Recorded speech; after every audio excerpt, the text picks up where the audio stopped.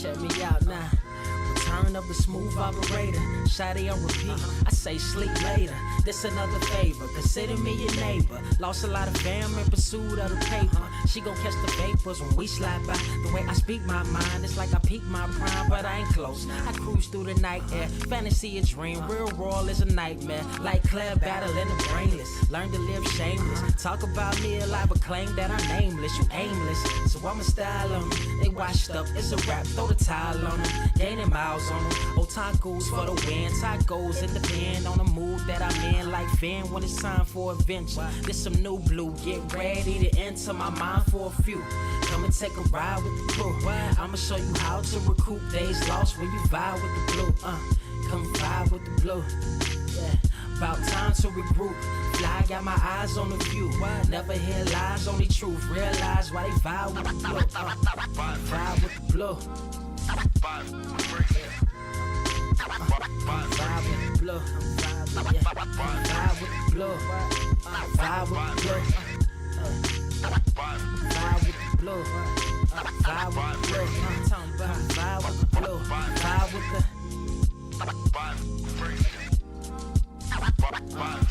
vibe with the sky. Wait, you know the rest. I'm blessed. I see you frontin' like you ain't impressed, but I still get requests. I'm playing Zelda on the GameCube. I quit spamming my music. Don't ever try forcing the links. That's a high rule. The wind waker, Mother Nature on my side too, controlling the elements. Go and check my avatar. I'm arrows ahead. Get the point moving forward. The battle scars accumulated over time are reminders of what I went through as a minor. But made me a grinder.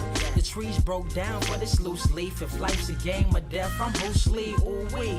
Lose sleep on the regular, trying to get this word out. Then I crash nebula. Wish I had a very odd parent, maybe two, but it's cool. Everybody pays dues. Now it's time to make moves. Granny didn't raise me to lose. Think I'm in the mood for a cruise. Wanna ride? Come and vibe with the blue. Come vibe with the blue. Come vibe with the blue. Come vibe with the blue. Come vibe with the. Check this out, y'all. I'm back spazzing like the elderly. Worth of my cousin Beverly. Never swear away from the truth. Just ask Heather. Be weather, be tripping. Starting to control like our destiny. Always give you the best of me until the death of me. My weaponry is a paintbrush. Hush, don't tell my secret. They get a hold of it. If you leak it, get it. Hold down. It's cool. Got you covered though, look. But let me get back to that cool-ish, loose-ish. Why they still lying? They don't do this. Bad at board games, whole world clueless. Selling they soul for Roof Chris. Who's this honored fella? Need a sliced extra mozzarella. Creep fly, let God propellers. Humanity born like they don't trust fun. Why you dodge the teller? You don't know, but my odds are better. Life's a gamble, depending on who holding the cards. You can start living at large or it's bon voyage. Charge it to the game. Me and you ain't the same. I'm thinking bigger pictures. Why you still shrinking the frame? Ever blink in the rain? It helps when your eyes dry. Mob with the bright minds. Think you funny, wise guy? Midnight Marauder with a new tribe. Tired of the fake. Come and vibe with the blue sky. Come vibe with the blue sky. Why do you try? We get them high. Take them high. What I do? Come vibe with the blue. Yeah. Come vibe with the blue. Cash, what up? Vibe with the.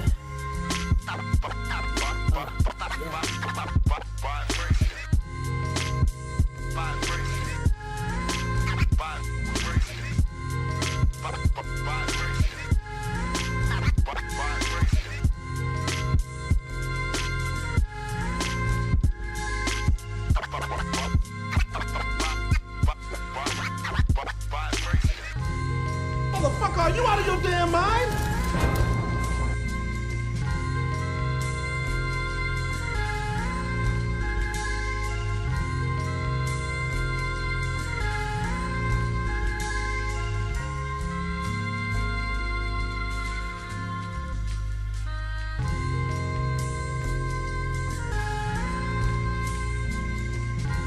I have seen everything that has ever happened, ever will happen, ever could happen, and yet, what the hell is this?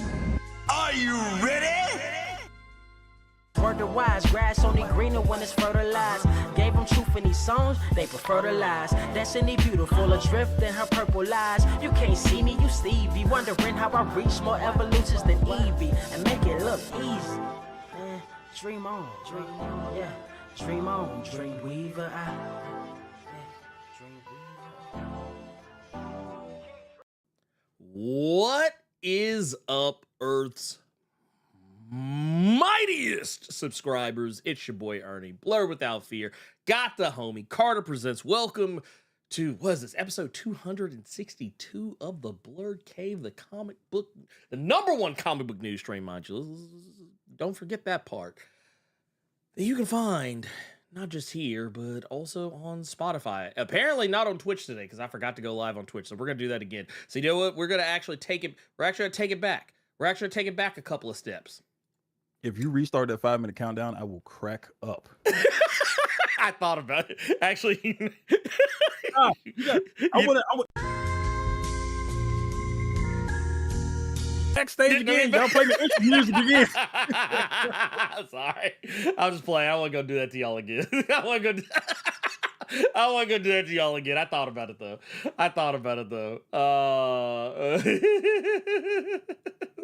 I apologize, y'all. I apologize. Here, let me get this out of the way so I can actually get the correct.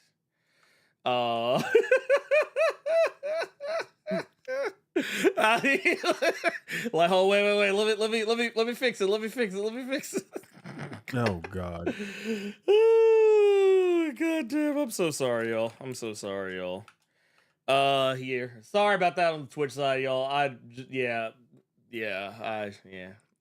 Usually I have a checks and balances. There's usually a button I hit, and I just didn't hit the button this time. I apologize. Let's see here. So let's. You want to pin that? What I just put? Oh, what you got here? Oh yeah. Here. Give me a sec. I will pin it here. Actually, what I'm gonna do is I'm going to copy it, and we're gonna post it on both sides. Whoop. What is up with all these streaming shows and their overlong intros? What is that about? It's about giving you the allure. Yes. Watching it on television like you really watching it on television, even though you getting ads, even though that was the whole reason you started paying for streaming services was to get away from the ads. But now the streaming services are going back to how you did it on TV, which is what the fuck you was trying to get away from in the first place. That's why. Mm-hmm. Well, it's not even just that. It's also, let's be real. It's also to give you the illusion that the show is a little bit longer than what you think. Yeah, that too. Because a lot of people never so this isn't anything to do with that, but it's not the exact same thing, but it's kind of like when I explained to my wife one night, it was one night we were staying up late watching Demon Slayer, and she needed to go to bed because it was late, but she wanted to watch one more episode, and I basically broke it down to her like this. I said, so here's the deal. I said, the way anime works, the intro is about 1.5 to a minute 45. But every episode, you're going to get a recap of the last 3 to 5 minutes of the previous episode. Yep. Then the intro. I said, so the episode does not actually really start till you're about roughly more than 6 or so some odd minutes into the next episode. And then there's probably about another 1.5 to 2 minutes of outro, and then maybe a recap segment that runs for about maybe 30 to 40 seconds. And I was like, so really, I said, don't think of it as that you got to stay up for 30 more minutes. I said, think of it as more you're going to stay up for another 15 minutes. And then she was like, okay, go ahead and roll one more. Hey, don't hate on Muzan Jackson, okay? Don't hate on Muzan Jackson. That motherfucker out here. Have you ever, Carter, you said you watched Demon Slayer a little bit? Not one goddamn episode. Okay. But wait. Is that the one where the dude eats the ugly finger and becomes a demon? No, that's Jujutsu Kaisen. See? No. That's JJK. Yeah, that's JJK. But so I don't know if I've ever showed you this, Carter, but have you ever seen the villain of Demon Slayer though? Have you ever seen the main bad guy? Is that the dude with the one you always try to when everybody else laughs at me about, the dude with wearing the nasty pig head? That's the nasty pig man. No. The main boss, the main bad guy. He a smooth criminal. Okay. He looked like Michael Jackson. Oh. Like for real. Like he looks like Michael Jackson. Like I'm not even, like I know it sounds like I'm being facetious. I'm not being facetious. He looks like Michael Jackson. Okay, you said my weeb card is revoked. I never had one to begin with. Yeah, I'm about to say, I know y'all been watching Windbreakers with Carter in the Discord, but like I'm gonna be honest with y'all, that's about the most anime you about to get out of him. Yeah, if this was like 10 years back, I'd be right along with y'all. But yeah. But you see what I'm talking about, right? Yeah, I do. Yeah, that motherfucker look just like Michael Jackson. Okay. Like every time, like to the point, because Cersei watches Demon Slayer with us, and every time she see him up, she be like, hee hee. I just want to say, Cersei ain't shit. She'll fuck up a show for you because she was the one that actually was. Now you see how it feels, you punk bitch. Because I ain't forgot that Magneto shit you did. Like that was one of the reasons I didn't even finish X-Men 97 like that, because of your ass with that granny goodness Magneto bullshit. Yeah. Dark side is. And Eric Carter in the chat saying he started watching Tokyo Ghoul with his son, and it is so good. Oh yeah. Tokyo Ghoul's number one good. is how old is your son, and number two, depending on how old your son is, I don't know if he's gonna be ready for them last like 2-3 episodes of Tokyo Ghoul. That one I've seen. That shit's got, wait, Magneto in the panties? What are y'all talking about right now? What? Magneto in the panties? Wait a minute. Hold on, wait. Because of Granny Goodness? Is that the Granny Goodness shit? So. Is that what that is? I think so. Y'all, it's too early in the morning. I need more coffee. I need more caffeine in my system. LP3, thank you for the $10. Yes. Just want to wish a happy Saturday to the cave and give a quick shout out to the great Dan Mora, and then it just disappeared like I wasn't fucking reading what it said. This rude ass Streamlabs fuckery. I was reading it. I was gonna. Well.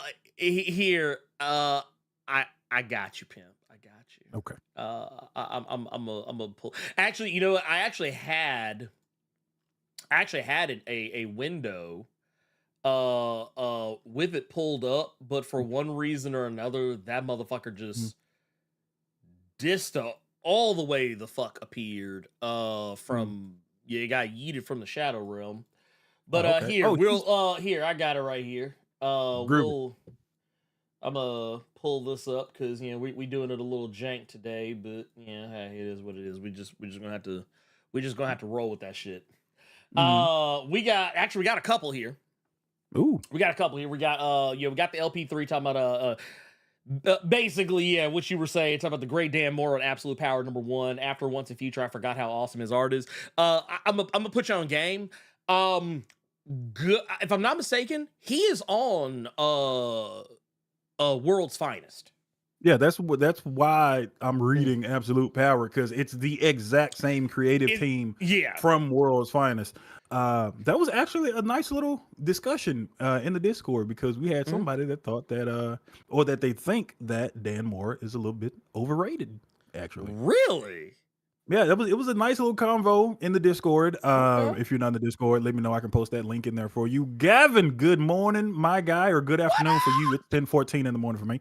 But he was, but I think it was Trap God Thanos, actually. He was saying that he feels like Dan Mora is a little bit overrated. He thinks he is absolutely, he thinks he's a great artist, but let me not like fuck up what he said. He said, he says he thinks that Dan Mora had a problem with character diversity. He thinks he has same face syndrome with pretty much all of his characters. I know what he's talking about. I know it's the Jim Lee effect. It's the Jim Lee effect. Yeah. And I will say, like, even though I think Dan Mora is a phenomenal artist, which is the same thing that Trap God Thanos is saying, that he does have a little bit of the same face syndrome. But the one thing that I will give Dan Mora points for is that at least he is still drawing those faces and not tracing them. Okay. Look, like that devious member from the fucking Ginyu Force, Greg Land, that I forgot. They ain't forgot nothing. And Jasmine is saying the reason she was talking about Magneto panties is because in X-Men 97, when they had Magneto strung up on the X, I maintain, she said, I maintain they could have put him in boxes or boxer briefs, but they chose panty draws. Why did they put Magneto in panty draws? I mean, you know what? I'm not gonna lie to you. I slick and remove that from my entire fucking head.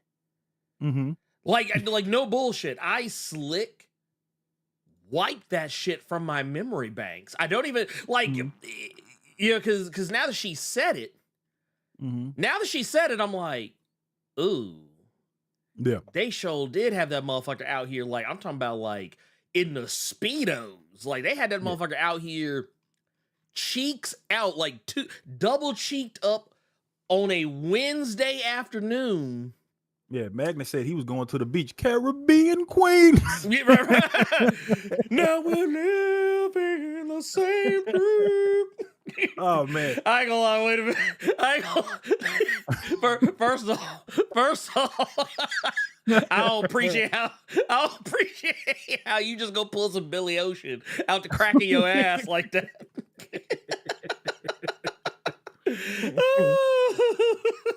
God damn. Hey man.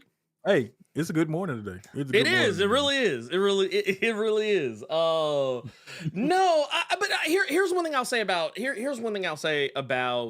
Dan Moore, and then we can move on to the next one. To me, I like Dan Moore as an artist. I will concede. Absolutely. I will concede the ground that yes, his faces. Because here, I'll pull it right here.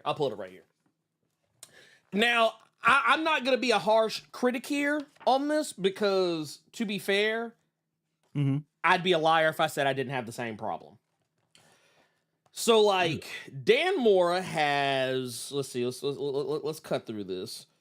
Let me see if I can find a picture of... So, just for all you audiophiles that don't know what's going on right now, Ernie actually just pulled out his Once and Future hardcover. I can't pull mine out because it's all the way over there behind me. Plus, Ernie has just the book. I got the book with the fucking slipcase and don't feel like putting all of that out. But I will say that's why I really didn't have a counter argument to what Garthano said with the same face syndrome that Dan Mora does, because I did notice it in Once and Future a little bit, because there were some instances there where there was a little bit of some same face action going on. I will say though, if any place I think is okay to have it is Once and Future, because some of the characters are related. Yeah. But I will say this though. I feel like where I will say that I think it's okay is that where, yes, he does. Okay. He kind of has, without having an anime manga style, he has an anime manga style in so much the sense that you can make the same argument about a lot of anime and manga characters. They all have the same face for the most part. Like, but it's not really true. There's different types of faces, and they just reuse them a lot. There's like maybe 4 or 5 legitimate different types of faces. They get recirculated a lot, and different types of eyes, different types of facial features. And that's kind of where Dan Moore is. He has a very set number of things that, like, in his wheelhouse. But here's the thing, though. He does them so well, I'm not going to sit here and criticize the guy for it because I'm not any better. But where I will give him credit is that when, in the case of a Jim Lee versus Dan Mora discussion, one of my biggest criticisms about Jim Lee is that all of his women look the same, no matter what country they came from. If you put a picture of Storm and Psylocke next to each other, I dare you to tell me which one is which without paying attention to their like actual like descriptors. Like if he drew a picture of Storm and Psylocke standing side by side in black, like no color, and not in costume, I would challenge you to tell me which one was which. But yeah, that's really it. Now it's once again, it's not shitting on Dan Moore because once again, Dan Moore draws circles around almost all of us as goddamn chat right now. Yeah, like I know you're supposed to be sad with Absolute Power when Superman caught that bullet, but that but it looks so page good. of just him falling with the blood coming out, that shit looks so dope. Boy, Hey, it was a, you know, it was you a know what I very thought graceful about? fall. You thought about fucking Venom. I know what you I thought did. about. I You did. thought about fucking Venom. You thought about Eddie I Brock was like, falling for like 4 fucking issues. That's what you thought about. I knew it. I knew it.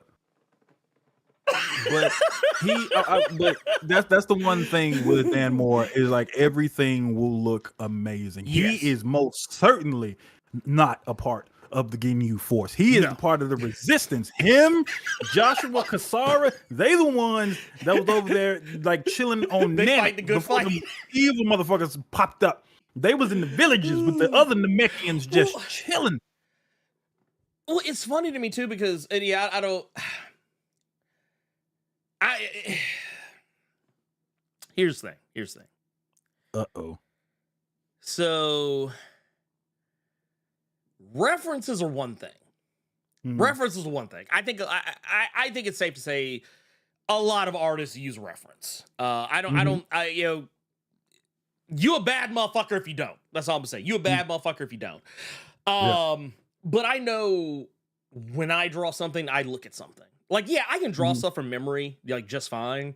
But like when I'm drawing something with like when I'm just fucking around, yeah, I'll draw stuff from memory. But like when I'm trying to draw something like with a very specific purpose, I'll look at something else. Like not saying that like, you know, I have to look at a picture of Superman to draw Superman. But no, like if I want to draw Superman in a very specific pose, I will usually be like, oh, I wonder, let me see if I can find like an image or somewhere it's like, you know, somebody doing this exact thing.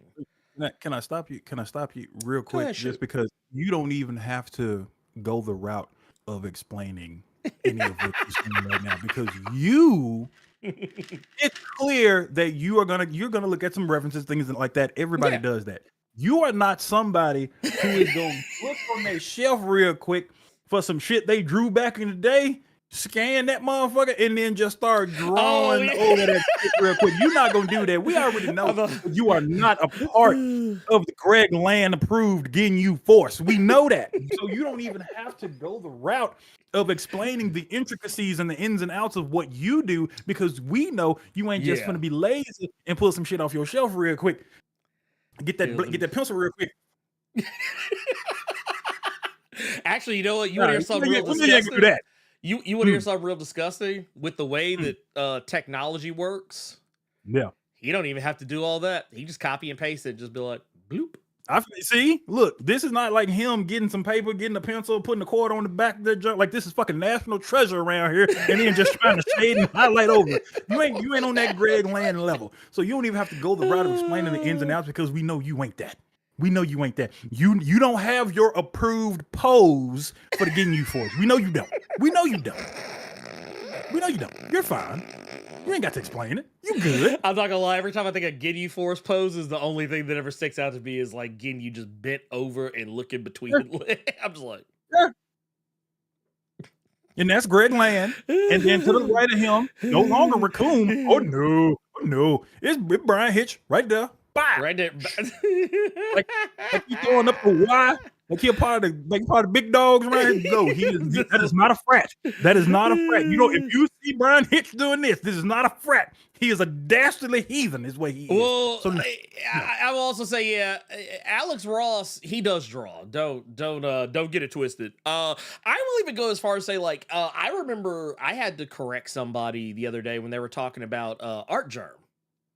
Because they said, oh, Art Germ stuff looks like AI art. And I was like, it only looks that way because of how it's colored. I was like, if you actually go, like, you can actually go on Art Germ's Instagram.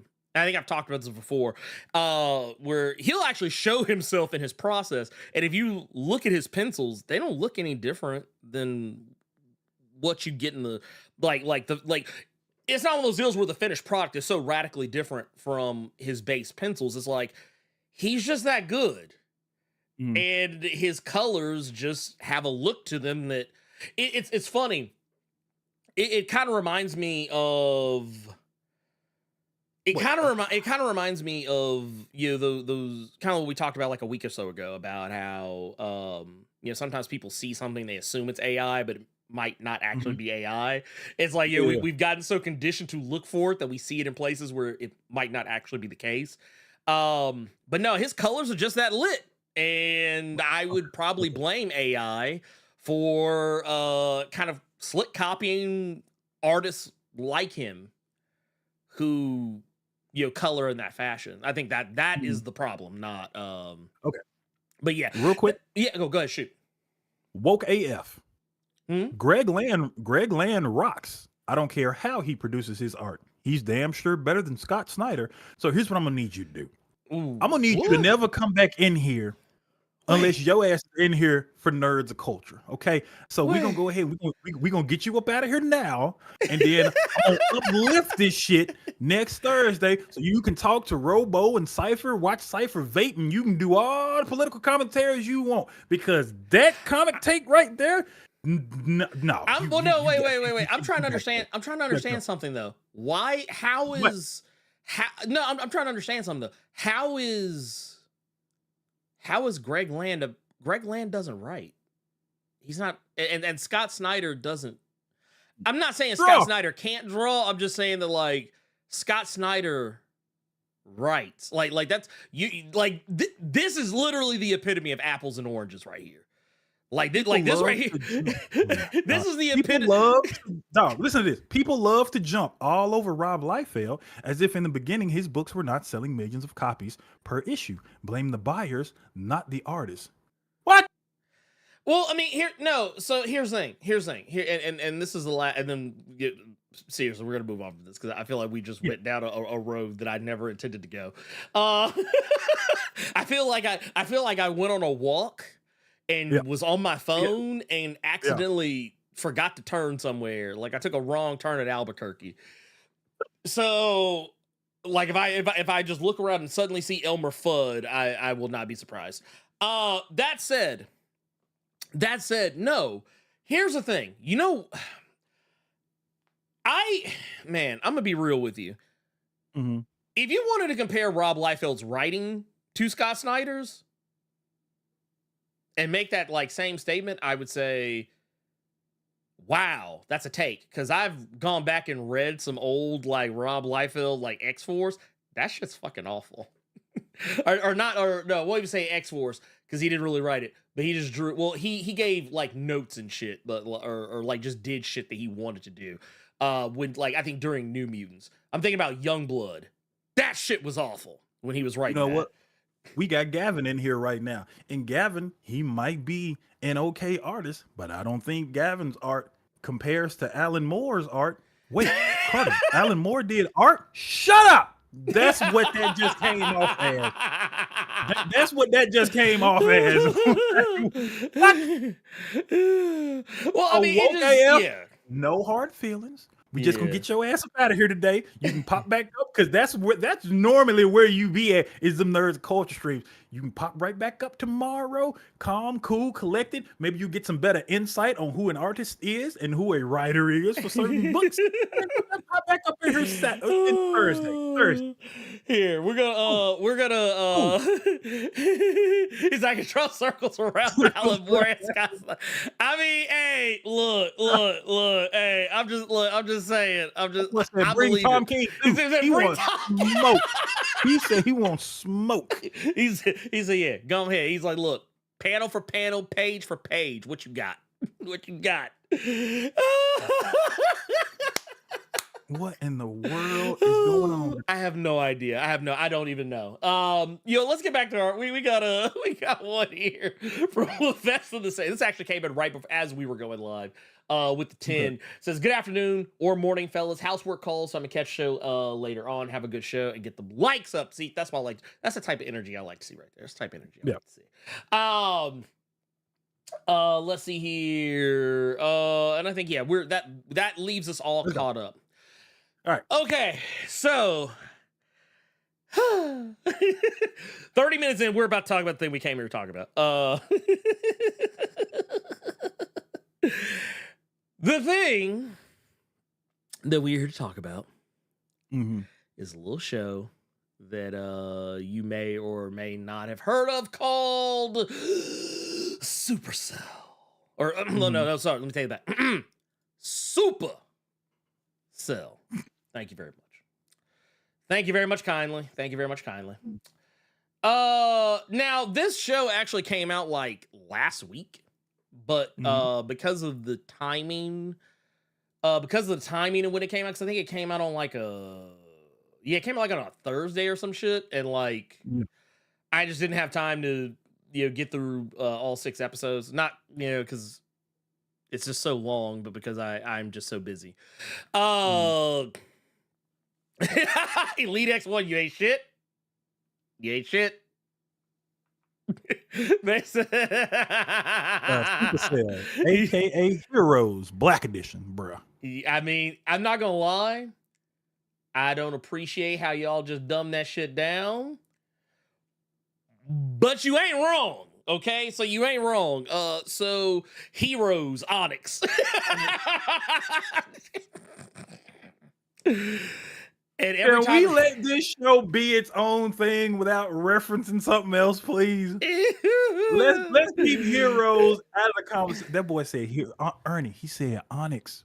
Onyx. He said Onyx, bro. And I ain't gonna lie. Every time I hear Onyx, I just go da da da da da da. Let the boys be boys. Slam. That's all I ever think about when I hear Onyx. But no. So.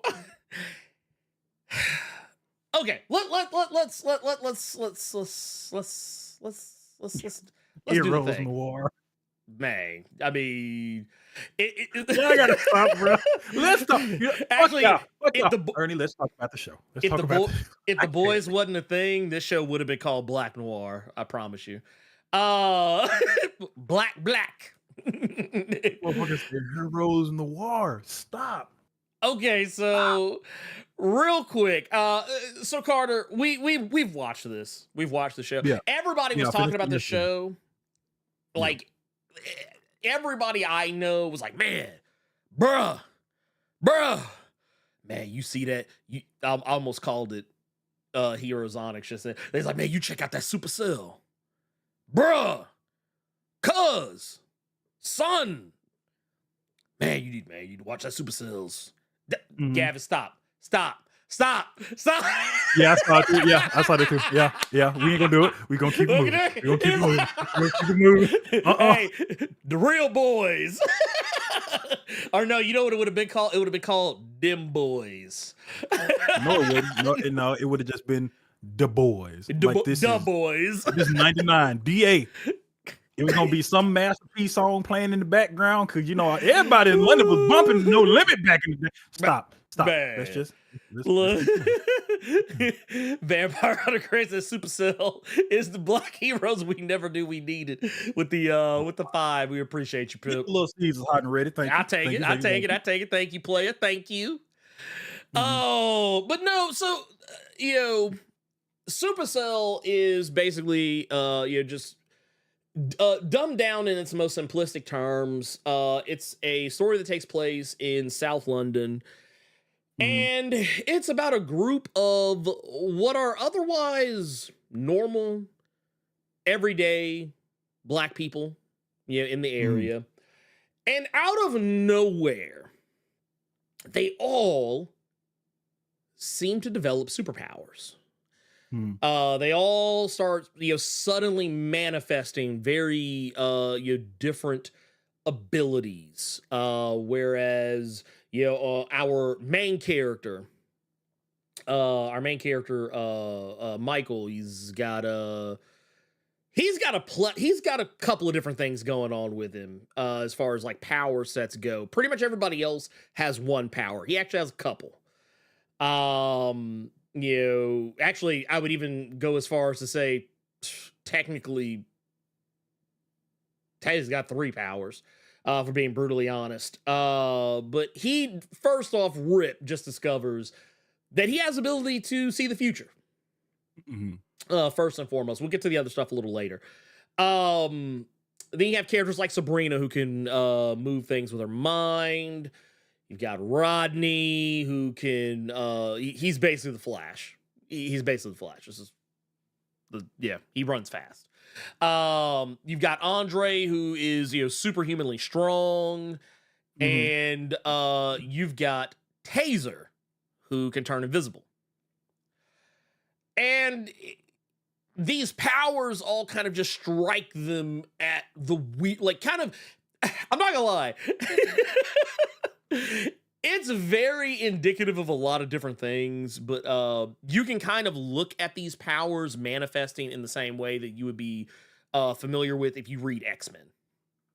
Under normally very because in pretty much every case it's under very stressful circumstances, like the case of like in the case of Andre, like he's trying to get money out of ATM machine, and ATM is hoeing him. His job is hoeing him, or what used to be his job is hoeing him, and he ain't got no money. He's negative in the bank account, and then he just gets mad and breaks the ATM machine. It's shit like that. In the case of Rodney, he's trying to chase down a bus, and the bus is leaving him behind, and he's running. All of a sudden, he outruns the bus.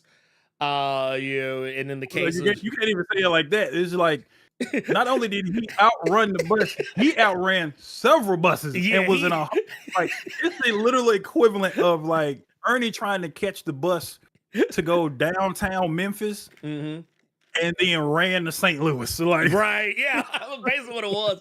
Because did he end up in like Scotland or some shit? Yeah, he was in Edinburgh. He went from London and ran to Edinburgh just on accident. My bad. Oops. Wait. Nobody got lightning powers? Hold on. We're not done yet. We're not done yet. Technically, so the character we were just talking about, Rodney, as you can kind of see just a little bit, he is the Flash in all that entails. Take that how you want to. Take that how you want to. And there is another character who shows up that also has actual like electricity powers. That's another story altogether. But Sabrina, I'm not gonna lie, Sabrina was out here on some Jean Grey shit. At first, I'm not saying like she catches fire or anything, but just like at first when she was like using her powers, I was like, oh, she got like magnetism or something. I was like, oh no, she just moves stuff with her mind, like anything. It doesn't matter what it is. Yeah. But yeah, she definitely she kind of had her thing going. And, I mentioned Taser earlier. Basically, yeah, he's basically the wild card. He's basically the wild card of the group. Just because he's basically a gangster. He's basically a gangster, and he's about that life. But yeah, everybody for the most part, they're just normal everyday people. You wouldn't expect anything of them, and yeah, you would just expect them all to be as normal as you would imagine a normal person to be. But the plot of this story basically just kind of expands into there being a shady government conspiracy, like some kind of like, or I wouldn't say government, well, I technically kind of maybe sort of is, but like just a shady underground organization, because evil, why not? Government white people. Just basically, yeah. Look. Yeah, okay, yeah. Basically, as soon as I saw him, I knew what time it was. I knew what time it was. Well, the sad part is, I feel like this show was made when Deadpool 2 came out, because I feel like he wearing the same fit that he was wearing when he was at the Essex Home for Foundlings in Deadpool 2. I was like, man, they just rolled this motherfucker right off the set of Deadpool 2. Goddamn, I was like, when was this made? I was really hoping at some point that the group got their hands on him just so I could see him run. Because the one main memory I will always have deep in my mind from Deadpool 2 was fucking Cable. He even runs like a fucking pervert. Like, that part killed me. But I think the only time I have ever seen that man as a good guy was the guy Richie Sherlock Holmes. Oh, that's the only time I have seen him as a good guy. So no. There was a movie called World's End. Oh, I remember that movie. Yeah, he's in that movie. He's one of the he's one of the homies. He's one of the homies of oh my god, why am I blanking on the motherfucker's name? Shaun of the Dead guy. Goddamn, I don't know why I'm don't get old. But no, so the whole point here is that this is a show that it's giving. Okay, so let me get the main. I think the main reason people are talking about it. The main reason people are talking about it is it's not just because it's a good show, but because it's giving people something that Hollywood doesn't really like to give. Okay. And that is a story about a group of people who are not white being at the forefront of the story and telling a story about them in a way that is, I think, relatable. Like, it's not to say that Hollywood won't give it to us, but I'm talking about like in this particular arena, in the realm of superheroes. Like, yeah, Marvel gave us Black Panther. Cool. And they gave us Wakanda Forever. Also cool.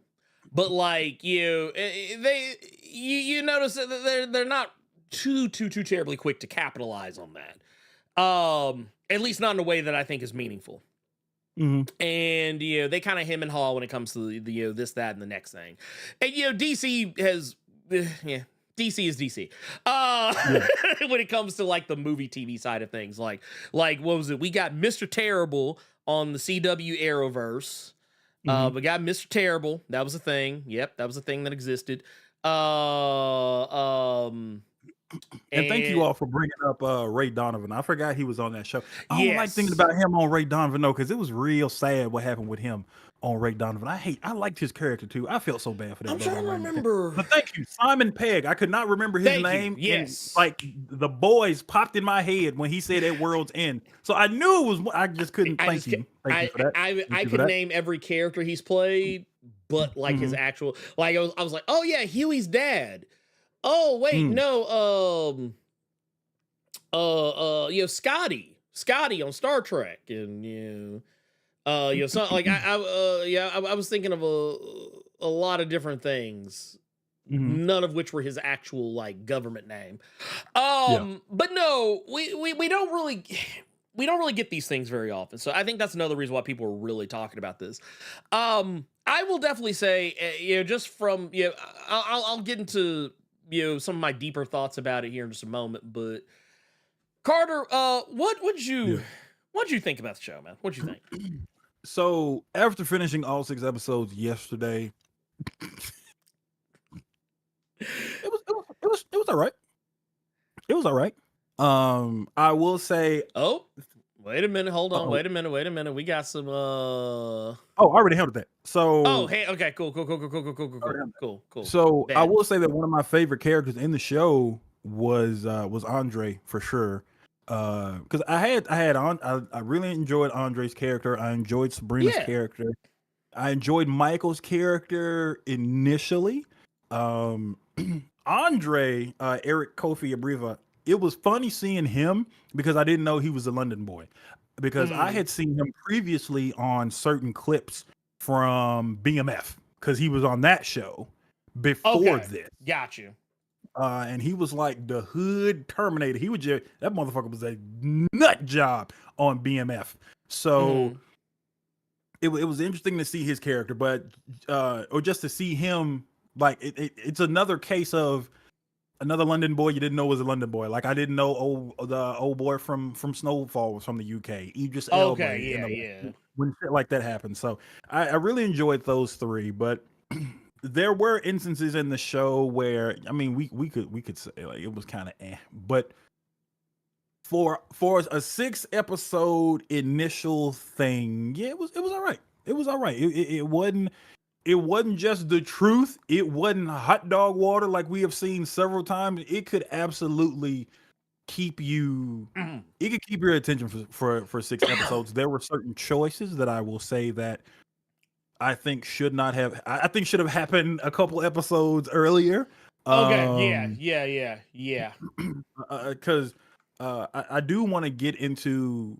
I want to get into who your favorite characters were on the show, Ernie, because I could just tell you right now, 2 of the ones that I just, well, no, it was really 3 characters. I was just like, I don't care. Get them the fuck up out of here. Oh no, we're of a mind, most likely in that regard. I don't know though. So here's the thing. So I already told you my 3. Okay, it's saved. Never mind. So yeah, y'all have to. Well, I went the extra mile. Okay, so cool. there you go. Yeah. So the characters I you know what I did really like is that even though every character did not do it, the ones who communicated with other people about their abilities, I Yes. really liked that aspect of it, because I think we have all seen several TV shows and several films to where they keep it to themselves, and then something horrific happens, but right before that, then they want to open their mouth and say something, and that trope gets on my damn nerves. So the fact that certain characters actually let some people close to them know what time it was, and in some instances they didn't really have no choice because it happened when they were in an entanglement. But I did like that aspect of it. Rodney, get the fuck up out of here. Y'all could keep the beige Flash. Y'all can keep him. I don't care about him. Even when you found out his backstory, I feel like his backstory should have been told to us not on episode 5 of a 6-episode fucking season. Yeah. But by that point, I already was not getting jiggy with Rodney and Taserface. Get him the fuck up out of here too. Get Taserface the fuck out of here. Like, I don't care. Like, your grandmama trying to do right by you, and you still trying to reenact every season of Top Boy. Get your ass up out of here. Get him out. Get him out of here. You trying to reenact everything you saw on Top Boy. You done went to one of these bootleg websites or got somebody's Fire Stick and started watching a few episodes of that American show Power that everybody be talking about, bro. Get your punk ass up out of here. I hated his character. Those motherfucker didn't say, bruv. Okay. Okay. Well, And the one I despise, the one character I despise in this show was Sabrina's sister, was Charlene. I fucking hated it. We have all seen this trope in shit before, and it grinds me every time I see it, and not in the good way. But at the same time, I can't really be that mad at that trope because I know women like Charlene. I can call. Oh no, you look. Let me tell you something. Okay, I agree with you. Okay. I tell you what. So okay, I'm gonna tell you how.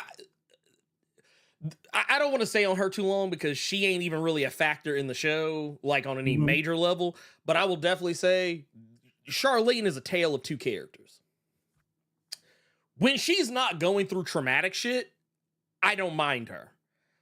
But like when she keeps falling back on like trauma, I did not care for her character very much because while yes, it was realistic in a sense, it was one of those things that's like, I feel like we spent too much time going back to it.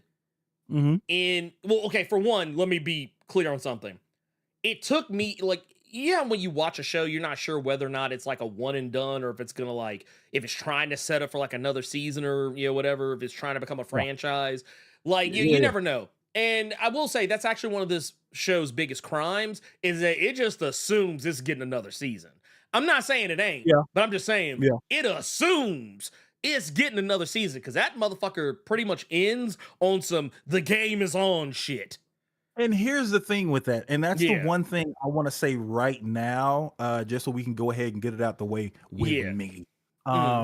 It's clear as day that Ratman, who is the creator of this thing, Ratman just know for sure that Netflix gonna give him that bag for another season. But the thing with me is because you could see who the real puppet master was, like in episode 2, 3, or whatever. Like, you could see who the puppet master was coming from miles away. You didn't have to wait for the last episode, last scene to see who was really running shit. So now that I know that is the case, and I know pretty much what season 2 is going to be, and I know a lot of people are going to be pissed because this is a black show. I'm sorry, but I don't really need a second season of this because I know where it's going.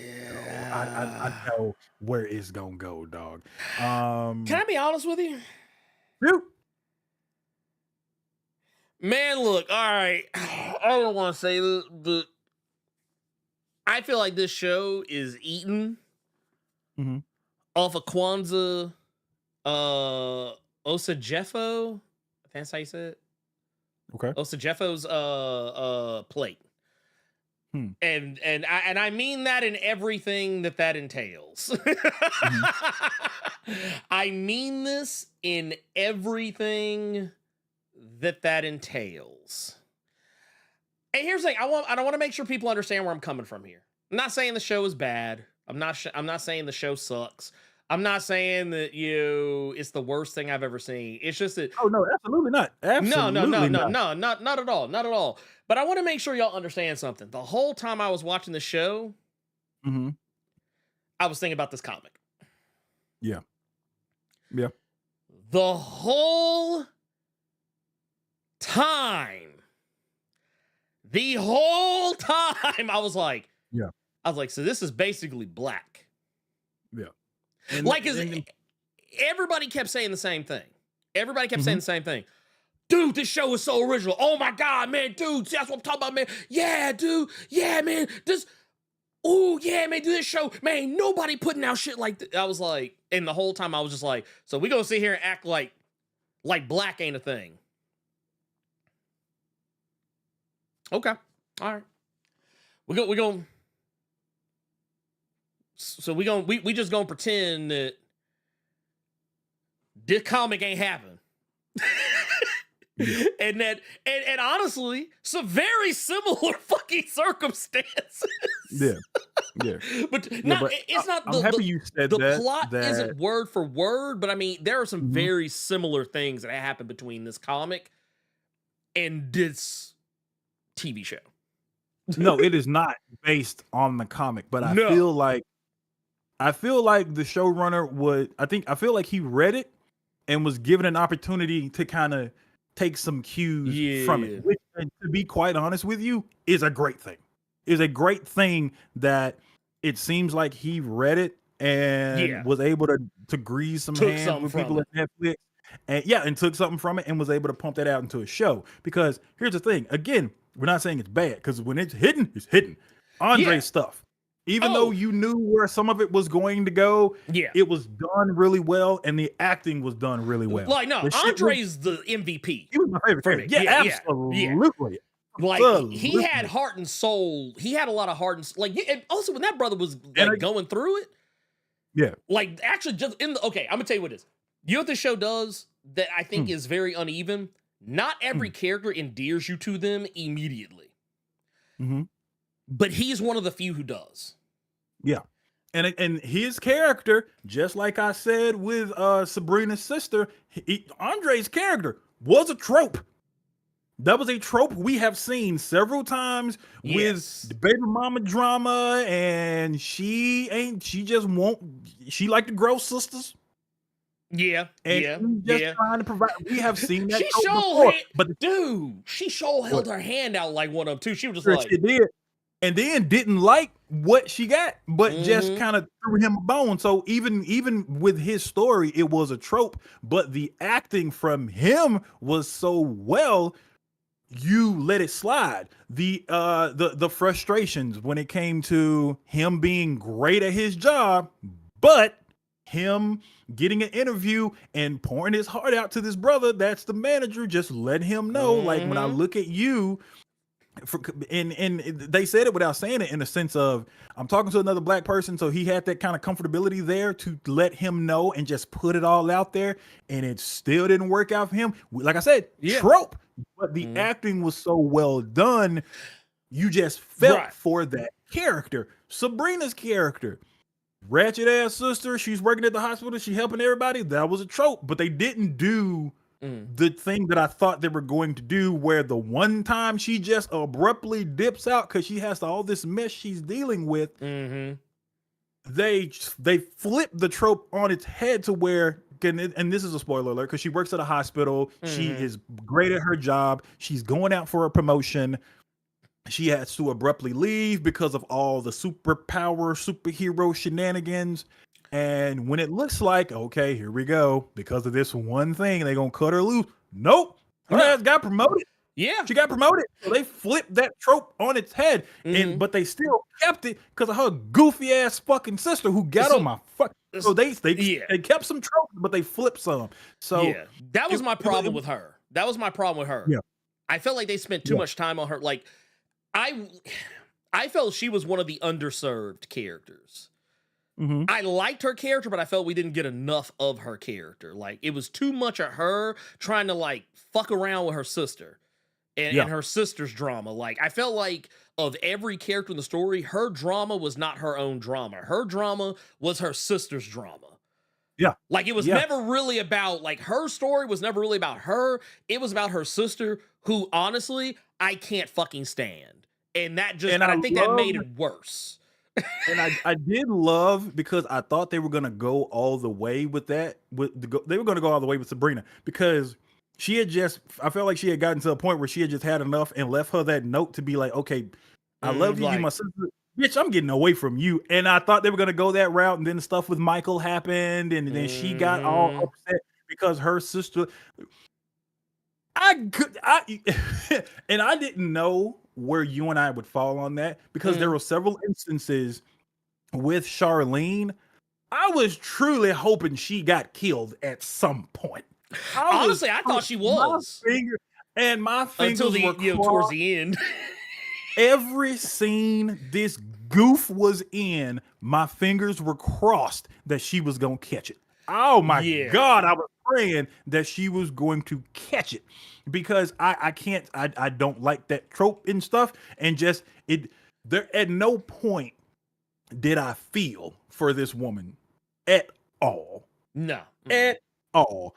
And I feel like the scenes we got with Michael, who is the character Ernie was referencing, who's pretty much the main guy in all of this, who has the abilities that to where there's some time travel there. He can see forward in time. He can actually go to the future and stuff like that. I feel like there were several scenes where let's move away from Michael and Dion and his lady. And I feel like that time could have been put more on Sabrina, because I think Andre had the right amount. Andre was good. He was perfect. Sabrina, he was perfect. Sabrina, absolutely. Sabrina, I think, had they taken away a little bit of the Michael and Dion stuff, which I did like, because I like that Dion was trying. And I knew it. That's where we're gonna differ, but I like that Dion was trying to help, because Michael wasn't really saying enough. Which again, is another trope. I want to unpack that trope real quick, because that's actually one of my biggest problems with the show. Go ahead. So, because I was talking to one of the cats from Waving the Red Flag podcast about this, kind of off in a little sidebar. Yeah. And we were talking about, the show, and I said, one of my biggest gripes with the show is it commits the greatest sin that I think any TV show can commit in 2024. I say that because these characters, well, nobody except me will. There's not really much to break down with all their powers. Telekinesis, super strength, super speed, going to the future. That's it. That's it. That's it. Or time manipulation. Time manipulation. Time manipulation, running real fast. Yeah. And okay. This ain't some like Jonathan Hickman shit. This ain't like some super grain. It's very like surface level shit. But no, my whole thing is with this, I did not like, okay, their relationship I thought was good, but what I did not like about it is, once again, getting back to the classic CW Arrowverse bullshit. I know something and I need to protect you from it. And I'm going to spend 24 episodes, the whole season, I'm going to hide this shit from you. And it's ultimately going to drive the plot forward, because it's going to spend the entire season trying to get people guess, oh, when is the person in question going to find out, like, oh, hey, I'm the superhero, you're my significant other, I have to protect you. I can't let you be a part of this world. I have to shield you from everything, even if it means fucking up our relationship. Or I know something about something that's going to happen, but I'm not going to tell you about it, even though it directly affects you in some way.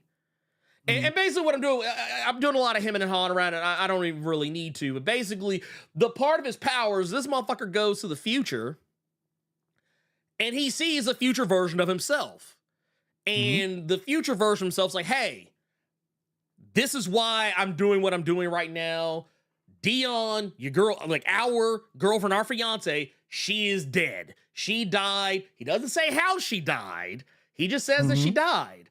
And now this leads Michael to spend the rest of the fucking show like trying Cyclops, to get your ass out of here. Cyclops, get. Thank you. Go ahead. But no, he's spending the rest of the show trying to not tell her what he knows. Now, one can make the argument, and I did myself. Okay, he doesn't want to tell her because, you know, she's already kind of iffy, wishy-washy on the powers thing anyway at first. So, you know, maybe you don't want to just drop all this on her at once.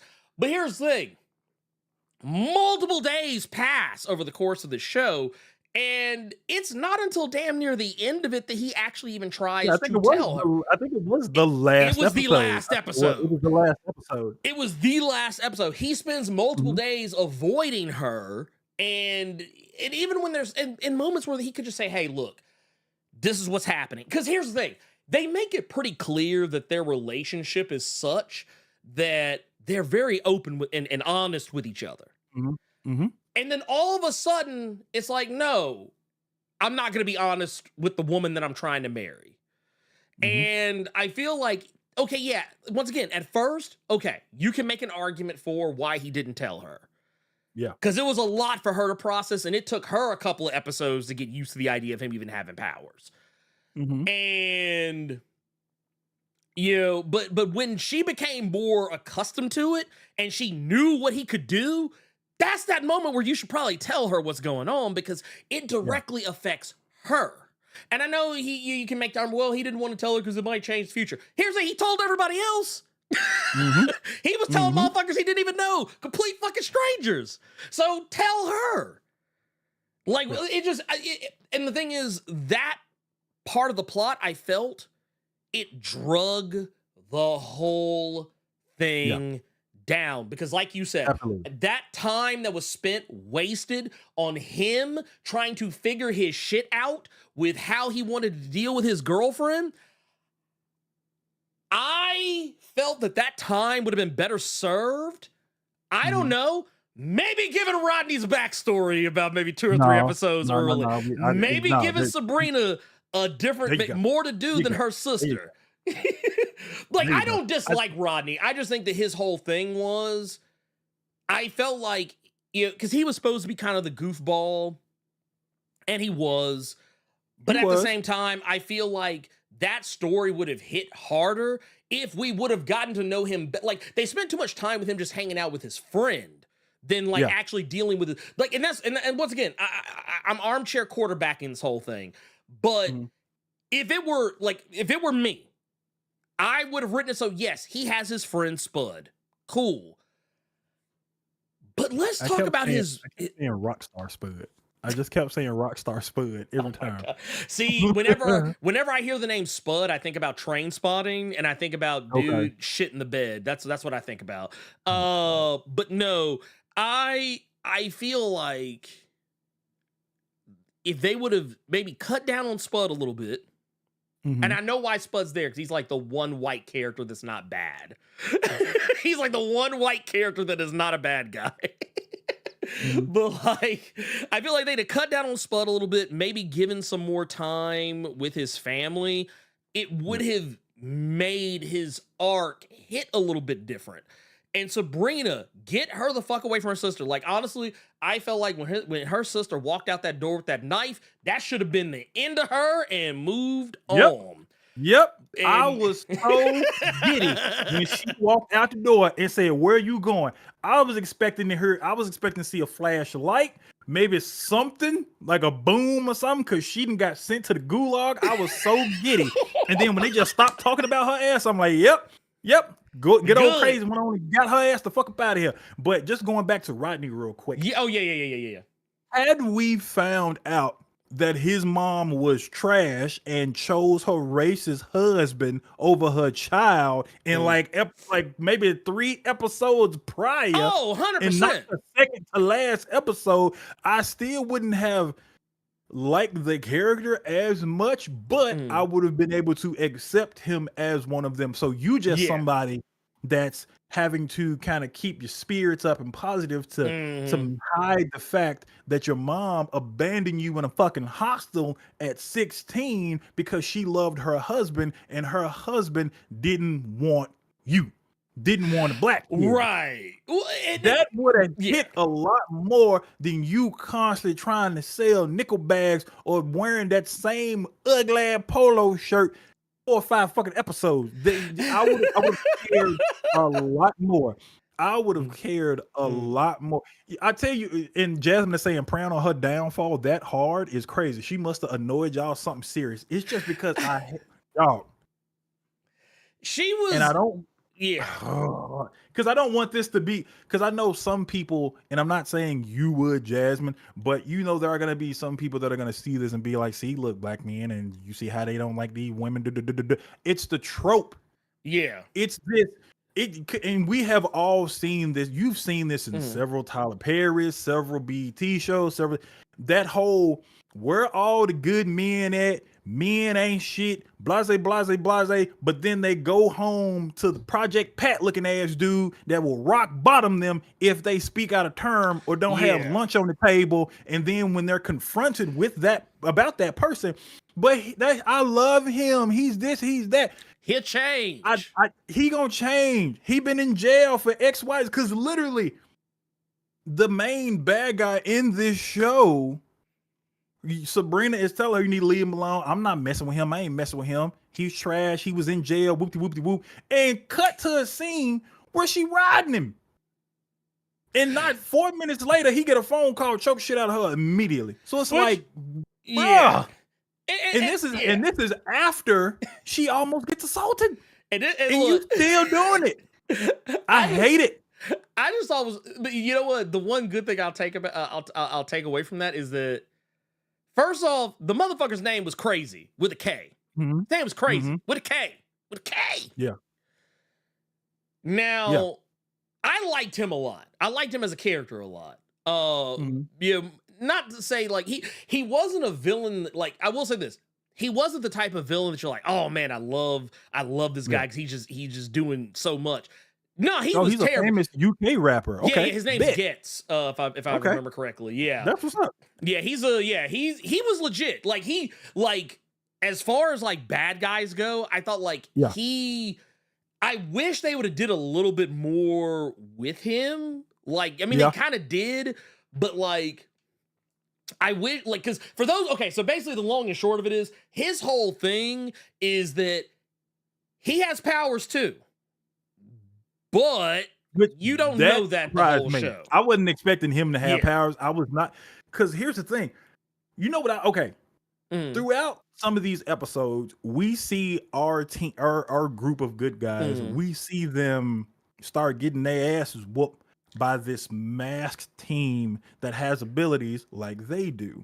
And when Michael goes to the future, and this is how they come out of a portal and just hands immediately. And when Michael goes to the future, he sees Andre, he sees Sabrina, he sees Rodney all going against them, but they're all still these hooded masked figures.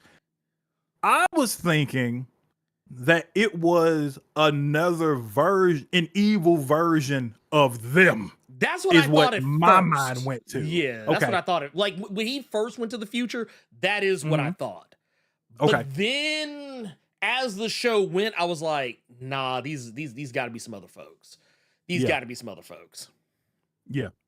So when it comes to be that it's Crazy in line with them, and it's just some random ass black folk for powers as well, and Andre, which that turn it was interesting, and it did make me laugh a little bit because I'm like, damn, we really changing the future for real, because even though I didn't like Taserface had that blade ready to get Andre the fuck up out of here. Oh yeah, no, he was, dude. Andre was about to go. Like he was. That look, hey, look, Taser said, man, look, my knife makes sure all y'all motherfuckers go to the gulag.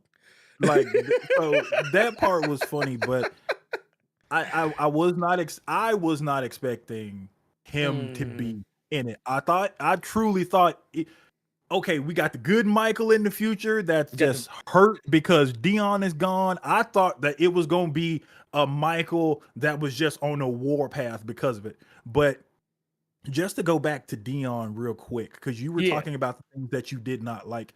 I think the one thing that I liked with Dion is the fact that she didn't know what was going on with Michael because he wouldn't open his fucking mouth.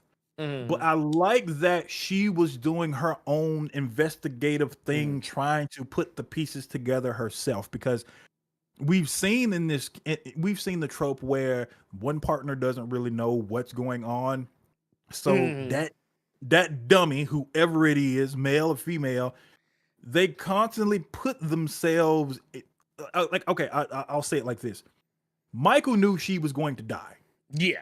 So in any other show, that girl would have constantly put herself in certain situations where she finna damn near get killed every episode. That didn't happen here. What just happened? I just realized what show. I now remember why I have such a problem with this show. But carry on. I will say it after you get done.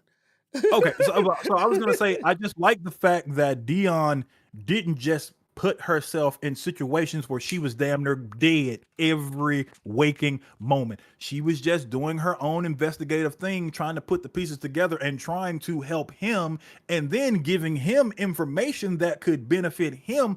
But he was so dumb on the protective tip, he wasn't even listening to what she was saying. So I really like that aspect of it, because they really could have kept her dumb, but they didn't. And I like that. Again, that was another instance of that trope flipping, and that other individual that's kind of ignorant to the whole thing, trying to soak up information to benefit something else. So I did like that. I did like that. Well, and to take it a step, so the reason why I had that look on my face just a moment ago. I want you to say it now so you don't forget it. Go ahead. Yeah. Well, so the reason why is because I now remember why this show kind of pissed me off a little bit in spots. And it's because the whole time they were doing that shit with Dion, I kept thinking about this. Iris? I kept thinking about season 3 of Flash, where Barry knew Iris was going to catch it that season, and he spent the whole... Here, I want to actually look this up. How many... John Stewart in the chat, he literally said, when I was describing everything, why you bad-mouthing Iris West? That's funny. That's funny. Y'all were both on the same page. Yeah. That's funny. So they spent 23 episodes of this motherfucker trying to keep Iris from getting clapped. Okay. Like the whole time, like we spending the whole show, like we try to keep Iris from getting got like this. And that's what I kind of felt like. I was like, okay. I was like, and I'm gonna be honest with you, that was my least favorite part of season 3. Actually, season 3 of Flash.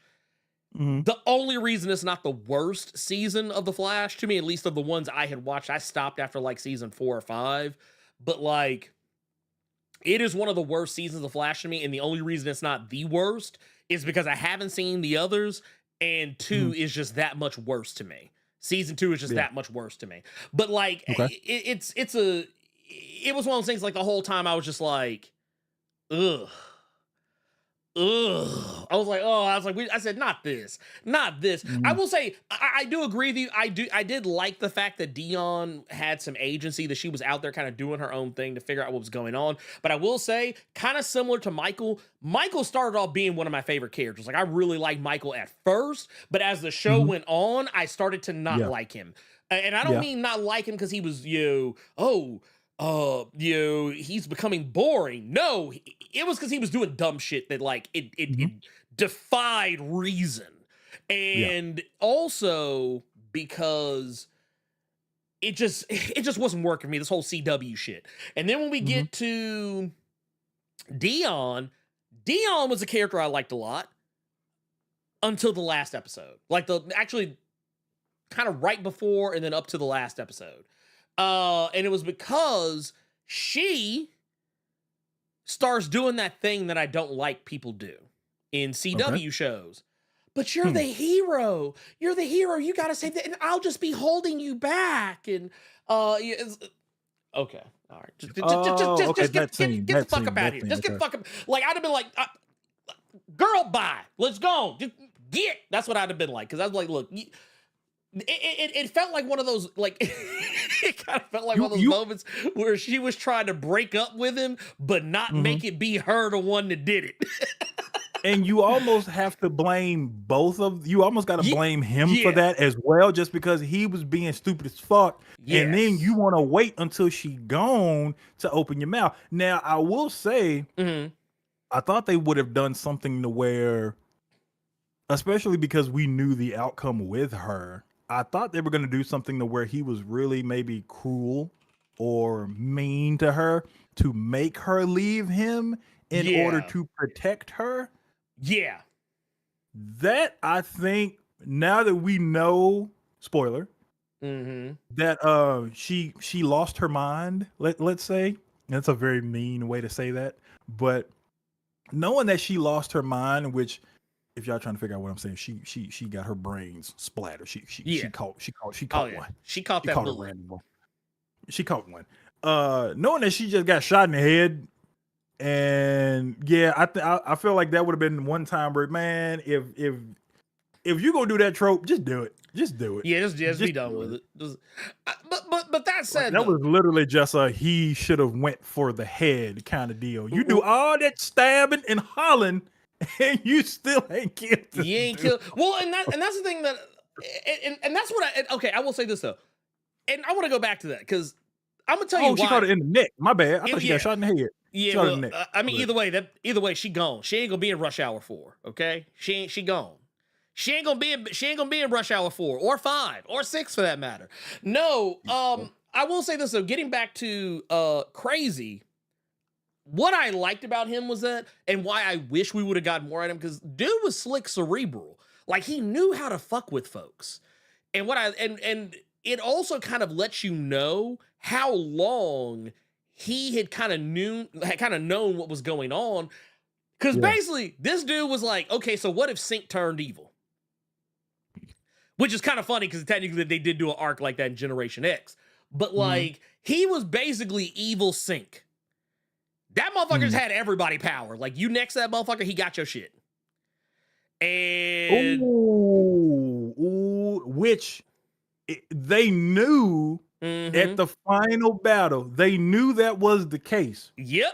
Which gives me, it makes me feel even better that I hated the beige Flash, because you know this is his power now. And y'all ran up on that motherfucker. Get close enough to this motherfucker to where he can steal your power and multi-stab everybody. He berserker barrages everybody because this goof gets too close to get a phone out of his pocket. Well, it was funny too, because the way he did it, when he first started like acting like he was giving up, I was like, oh shit. I was like, oh, he for about to give up. And I ain't gonna lie, he got my ass. Cause like, it was up until when dude ran up behind him, I was like, oh no. Soon as dude tried to rush it, I was like, oh shit. Cause the thing is, he literally says to dude, the second that they meet, he's like, oh yeah, I can't wait to try your shit out. Like, he literally told him, he was like, I cannot wait to get your power. And that motherfucker got close to him. I was like, bruh. I'll say this too, though. I wish we would have actually gotten, I almost kind of wish they wouldn't have obfuscated for too long that he had powers, because they spent a long time. Not, like, kind of making you think he wasn't aware of what was going on. And I mean, and I get it, you have to have the reveal. I do feel like the catchers that they had, I feel like that organization's catchers, I feel like we should have gotten to know them a little bit better on some level, because I feel like some of the moments, because this show also kind of has a Marvel problem. They just unaliving motherfuckers left and right. Them characters that were the catchers ain't even that important for being as interesting as they could have potentially been. I feel like this is a show that would have. Okay, man, it's such a weird thing. I feel like this is a show that could have benefited from one of two things, one of two directions. Either A, not being a TV show and just being a movie, because like I feel like there are some aspects of the show that could have easily have been, you know, excised, completely removed, and just made it a movie, and it probably would have been a little bit tighter. Or instead of only doing 6 episodes, maybe do like 8 episodes and maybe spend at least one of those episodes, you know, maybe getting to know some of these other characters. Like, once again, it's one of those things where the show assumes, like, Ratman is going in assuming he getting a second season. And I mean, he probably will, but you gotta remember who we fucking with. We fucking with Netflix. Netflix will cancel your shit like that. Yeah. No matter how good it is. So, yeah, dude, Netflix I still remember what's that damn show? The Santa Clarita one. People still pissed about that one. What was it? The Get Down. They canceled Get Down like out of nowhere. Just get that shit up out of here. Now, granted, we know why they canceled all the Marvel stuff, but I mean, you remember like they kept him in a home. Oh, no, this isn't the last season of Iron Fist, even though we didn't cancel every other show after like that came out. We didn't cancel Jessica Jones, we didn't cancel Daredevil, we didn't cancel Luke Cage. No, Iron Fist. Whoa, we're not. Oh yeah, we canceled Iron Fist. Oh, Punisher. Oh no, we keep we canceled Punisher too. Yeah. Like, it just I feel like a lot of assumptions were made, and my personal belief is when you should leave questions, but at the same time you should still tell a complete story in one season. Like, yes, leave questions to be answered next season, but don't leave major questions in the event that you don't get that second season. It'll get a second season. I'm certain it will, if it hasn't been announced already. But and I feel like it's a comic thing to where I think we can all say that we've read several comics to where actually we do know Sandman season 2 is happening. It's literally being filmed as we speak. So they just announced casting for it. You know, you see it a lot of times with you see any comic company, whether it's Marvel, DC, Image, whoever the fuck, will get a certain miniseries, but the ending will be left open-ended to where maybe we'll come back, but you still got enough stories where even if it didn't, you good. With this, I feel like we got that same thing, because if it don't get a season 2, I'm good, because I know where this fucking story is gonna go. If it does get a season 2, it'll be interesting to see how they're going to change, since we know where this story is gonna go. So yeah, it's like, I don't know, man. I'm just tripping off scenes. So they basically show like, next time on Ebony Noir. But we have talked about every character except and I'm gonna let you have it, because I personally didn't vibe with the dude at all. Which one? What do you think? What do you think about Taserface? I like Taser. I like well, because he was conflicted. He was a very conflicted guy. Like, he was a guy who I felt like Taser was trying to kind of keep his streets. He was caught up in like a gang warfare, more or less, and he was trying to be as hard as humanly. Like, the thing I hated about it was that I kind of wish that they would have. Which I feel they gave him a lot of time. They gave him a lot of time to cook. But every character, I mean, to be fair, every character got an episode for the most part. Even Rodney, even though technically his was like dead last. But I felt like with Taser, I liked him. But not in the sense like I didn't like him as a person. I liked him as a character. I feel like you're not really supposed to like him. I think you're supposed to kind of look at him as a cautionary tale, because you're seeing he gets hurt and you early on, and then like his gang is getting jumped on, and then hell, even to a point where one of his gang members gets crippled and damn near killed, and And it was one of those things where like, and kind of watching all that weigh on him. I do think it was kind of fucked up though that it took his grandmama almost catching it to it didn't even really straighten him out. It actually, you know what it is? He is the way that in the 90s you were supposed to feel about Wolverine and didn't. That's kind of how I looked at him. Like, Wolverine was that type of character that just kind of ran in and did shit. He didn't listen to authority. He didn't listen to the people who like he probably should. I could see being the Wolverine, the hatchet man. Of the group. I could see that. I could see that. He's more worried about jumping in first and just getting it over quick, but not really about thinking about how it needs to be done. And we see that a lot in this show. Like when he finally meets up with Michael and them, he's the one that's like constantly trying to jump. Like you said earlier, like he was like, man, fuck this shit. He stabbed this motherfucker in his temple real quick. He killed the main character, had the main character not use his fucking powers, right? And did a blinks the time sweeper reel, right? And went back into the fucking FedEx truck, And his whole thing of like if this, let's say for the sake of conversation, the show got multiple seasons. I could guarantee you there is going to be a season where he would have to go head up with Rodney, Andre, Sabrina, and Michael. That's where it's going, because at the end of everything, every conversation that he would have with his boys, his whole end game was I'm trying to be Ghost. I'm trying to, I'm trying to be the top boy.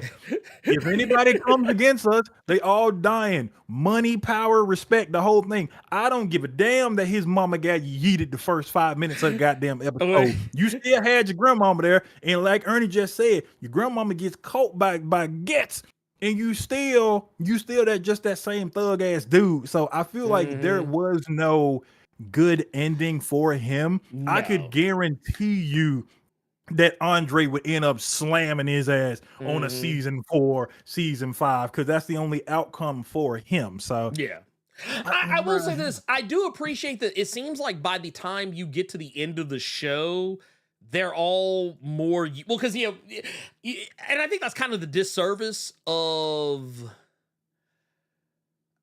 that this show does you by telling you about who they're going to be in the future, is that like you basically spend the next 5 episodes waiting for them to all stand together in the same space at the same time, like they the goddamn Avengers. They the Blavengers, the Justice League, if you will. Like you just wait for them to do that shit. Is what you just fixed your face to say. Hey, I'm just saying, man. Here's the thing though. Here's the thing though. Here's the thing though with this. Here's the thing with this. Is that there are too many there's and man, I feel bad because it feels like I've been shitting on the show the whole time we've been talking about it. I like the show. I want to make it clear. I like the show. I just feel that it has some very glaring problems that people are ignoring because it's a black show. Yeah. Like, I feel like that, like, because most of the black folks I've talked, like, I'm not talking about on the internet. I'm talking about, like, out in the really real world. That's why people get real pissed at me because, like, it's a black show that's great, but you can still have constructive criticism. I'm not just gonna praise. I'm not gonna. I'm not gonna glaze you like that, big dog. The Justice League of Montgomery. Like this is Justice League of South London, y'all. Well, I mean, but here's the thing though. It's and I will also say, and I think some of y'all who have been with this channel long enough, y'all know me well enough by now. I would hope that sometimes y'all notice when I really like something, I'm actually a lot quicker to tear it down. And not because like, oh, I have to, some misplaced sense of having to be fair and balanced or some bullshit. No, it's just the fact that like when I like something, it's easier for me to pick it apart than something like, I could rip something to shreds that I hate, but like sometimes the things I love the most, I will fucking tear down. Like you would think I hated them.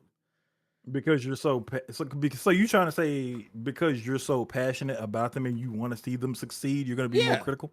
Yeah, I'm gonna be. Yeah, I'm definitely. I will definitely cop to that. I would be a lot more critical. I'm more critical of shit I love than shit I hate. Because shit I hate, I'm not gonna provide that much energy.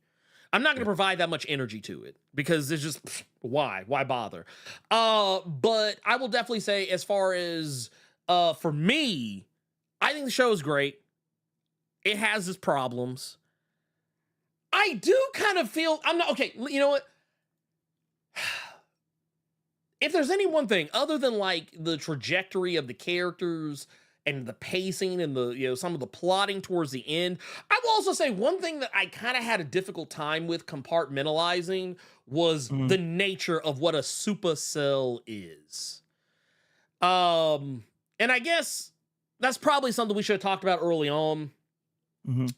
But basically, the name honestly kind of gives it away.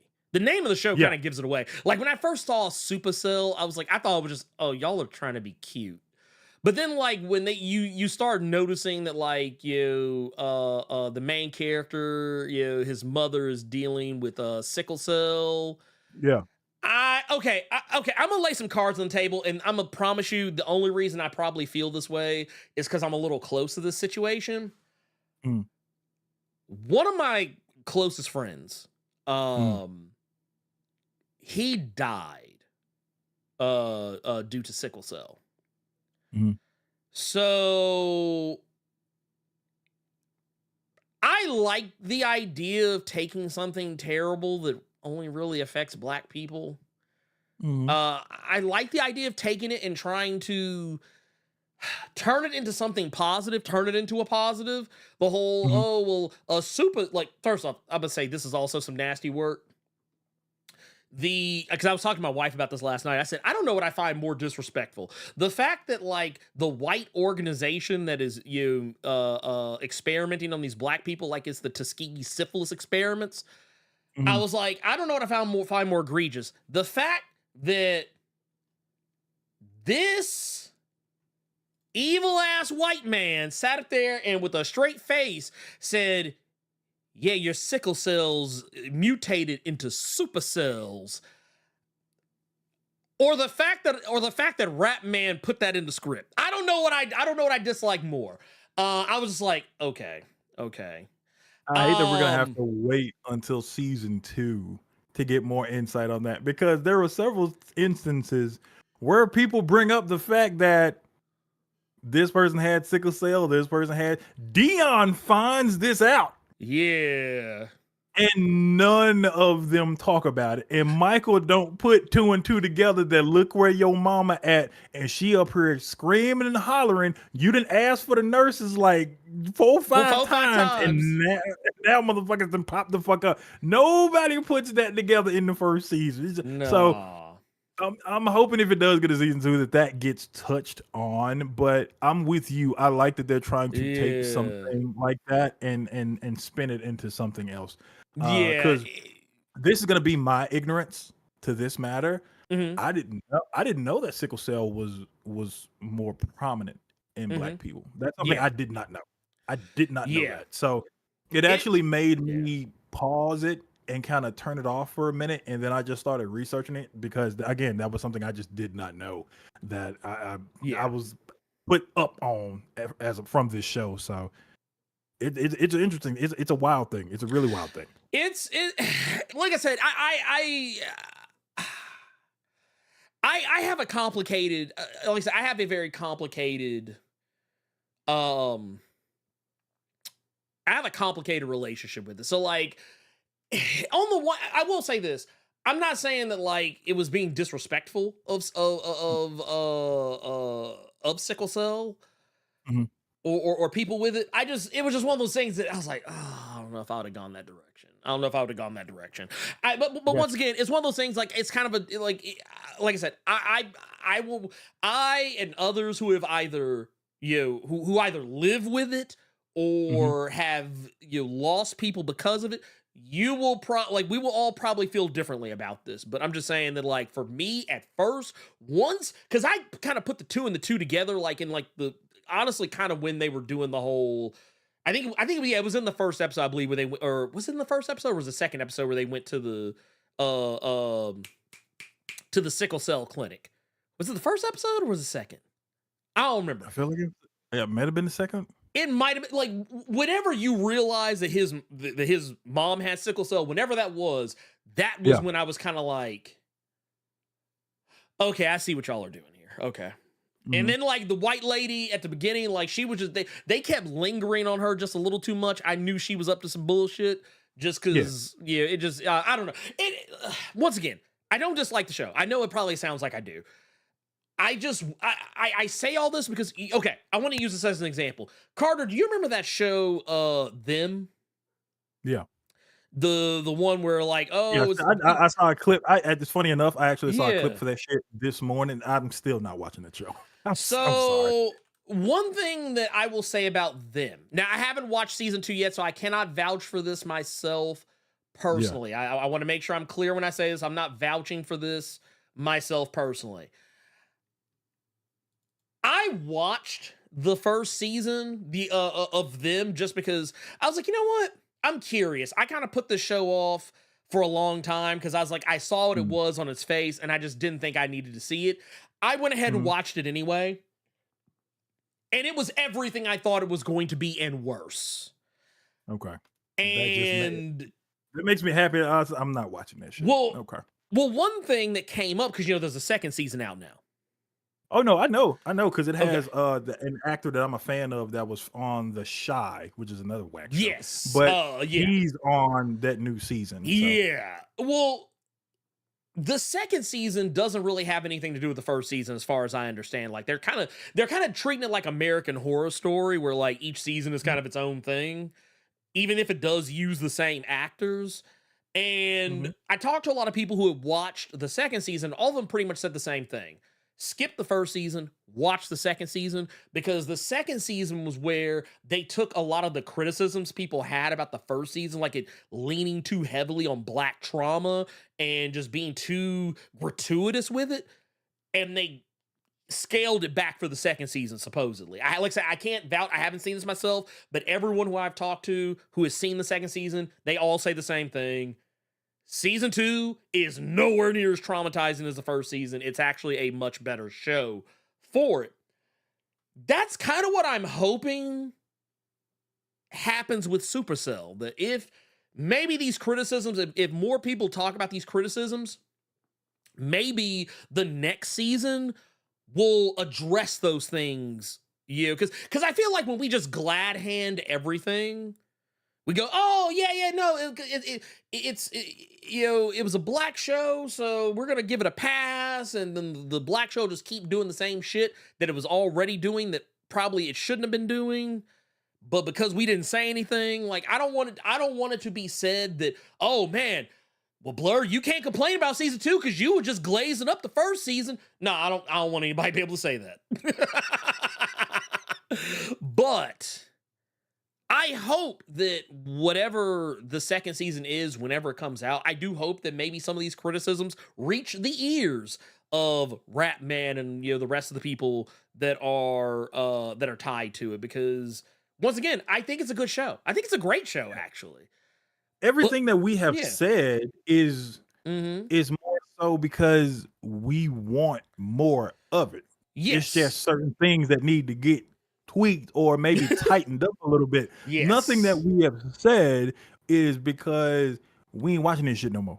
Yeah. Like, no, yeah, 100%. I did say that if there was not a season 2, that's cool. Yeah. But if there was a season 2, like I said, I wouldn't watch it because I know where it's gonna go, which is why if a season 2 does drop, let it tweak and get change my expectations of it. Yeah. So dude. Yeah, like, come on, man. It's kind of like that first time you make a stew. That first stew probably ain't gonna be hitting like you want it to. But the next time you make it, you done learn some shit. You sprinkle a little of this, a little bit of that. Yeah. Make it, and the next time you make it, it's gonna hit a little different. Yeah. That's kind of what. Yeah. It just. But yeah, I just don't want anyone. Oh no, and Elite X1 basically just said it right here. Just right here. Like this is, Like, yeah, I feel like at least one of the few people who truly understand my pathos, because we are variants of one another. So clearly y'all like the show. Otherwise, it wouldn't have been the case. Focal subject matter. Exactly. It just, I know how some people are like, because they do it all the time. Oh man, see, man, did you hear, man? Blerd Without Fear was saying this about you, rap man. You saying you don't know how to write no show. Because I have had people come to me and be like, hey man, we good? It's like, look, man, people just they clip the thing. But yeah. But that said, I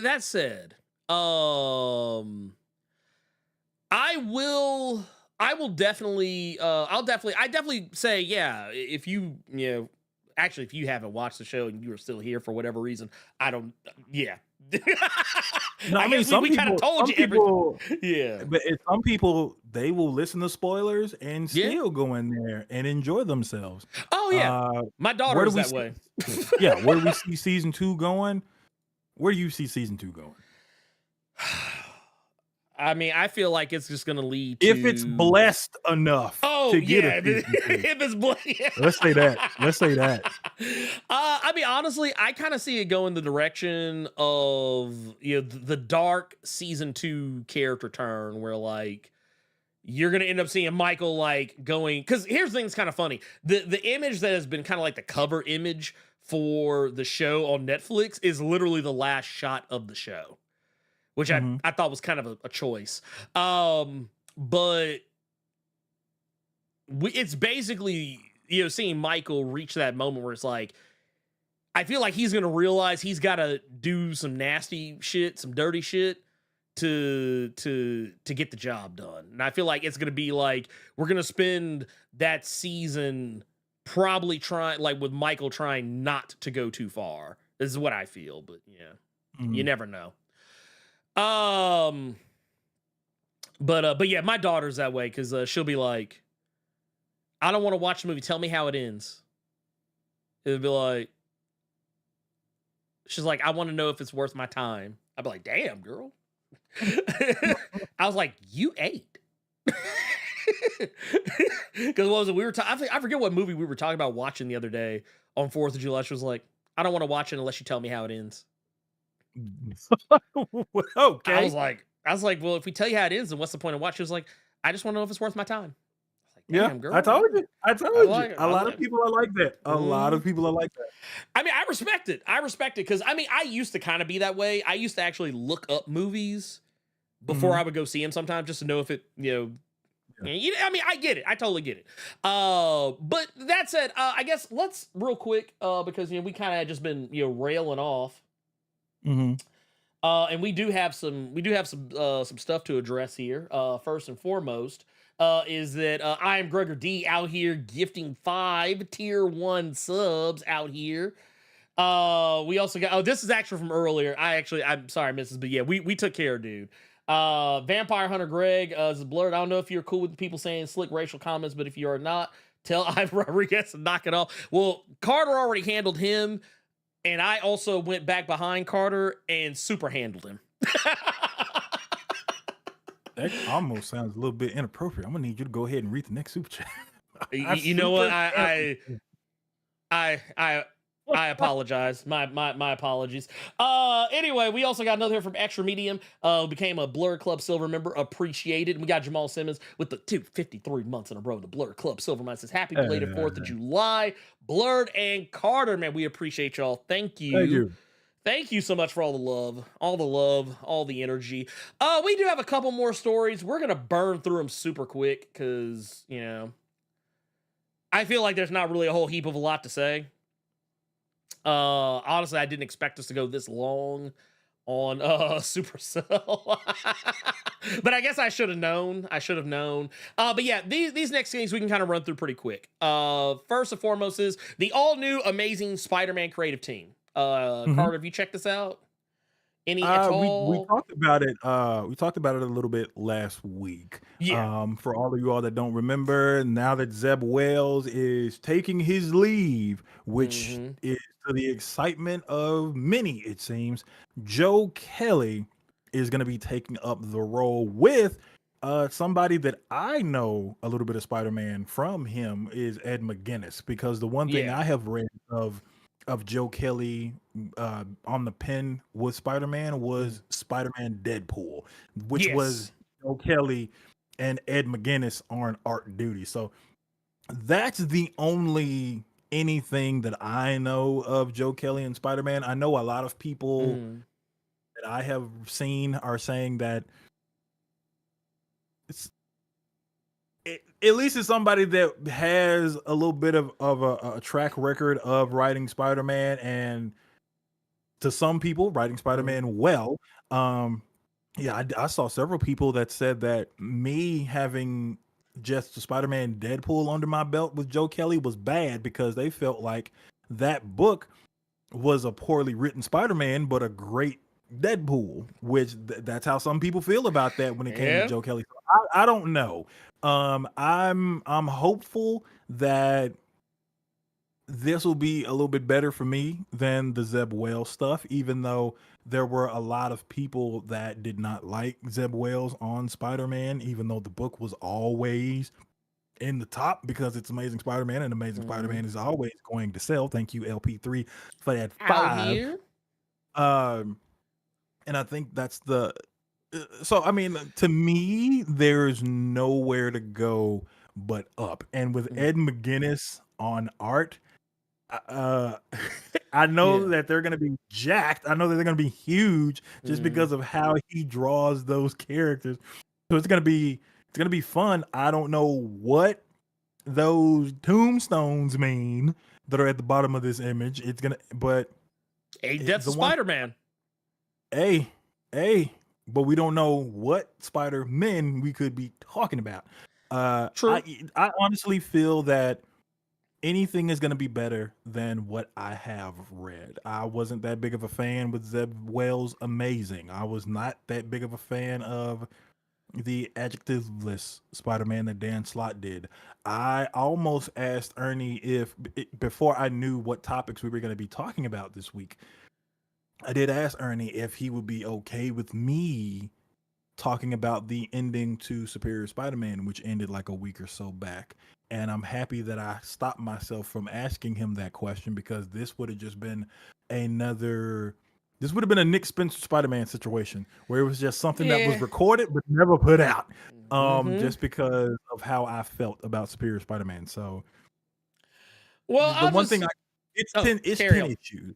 Well, it's 10 issues. Yeah. We're not going up and above like we did with the Zeb Wells stuff. So you're not gonna have to deal with it long. And with this being an ongoing series, I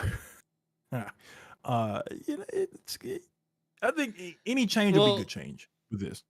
this is what I'll say about it. It's not just Joe Kelly. So it's Joe Mhm. Kelly is sharing writing duties with Justina Ireland.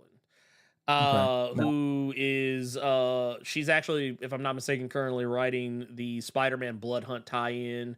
She also wrote okay. one of my favorite Star Wars books, Star Wars Sana Staros. And I think, if I remember correctly, I think she writes the High Republic stuff, or did write the High Republic stuff at Mhm. one point. And I think this is actually pretty cool, because I think it might be the first time that a black woman is writing Amazing Spider-Man, to my Oh, okay. knowledge. I had no idea who that person was. I did. Yes, I feel like you sir. said it was someone. I swear to God, I feel like it was someone else you said wrote the Son of Staros. No, it was Justina Ireland. Okay. Yeah. Okay. Yep. She's a great writer. I like her. She's got a good list of stuff under her belt. Okay. So that has me excited. We also got Gleb Melnikov, who some of you might know from Robin and Punchline. Really good artist, solid artist. Okay. So I'm not talking about the nasty Robin. I'm talking about the Damian Wayne Robin book. What was the There's- nasty Rob? You remember that one? The one that looked kind of weird. Oh, Yeah, okay. that Robin. Yeah, Okay. yeah. No, Gleb Melnikov is good. So I mean, you got two solid artists, two solid writers on it. It's the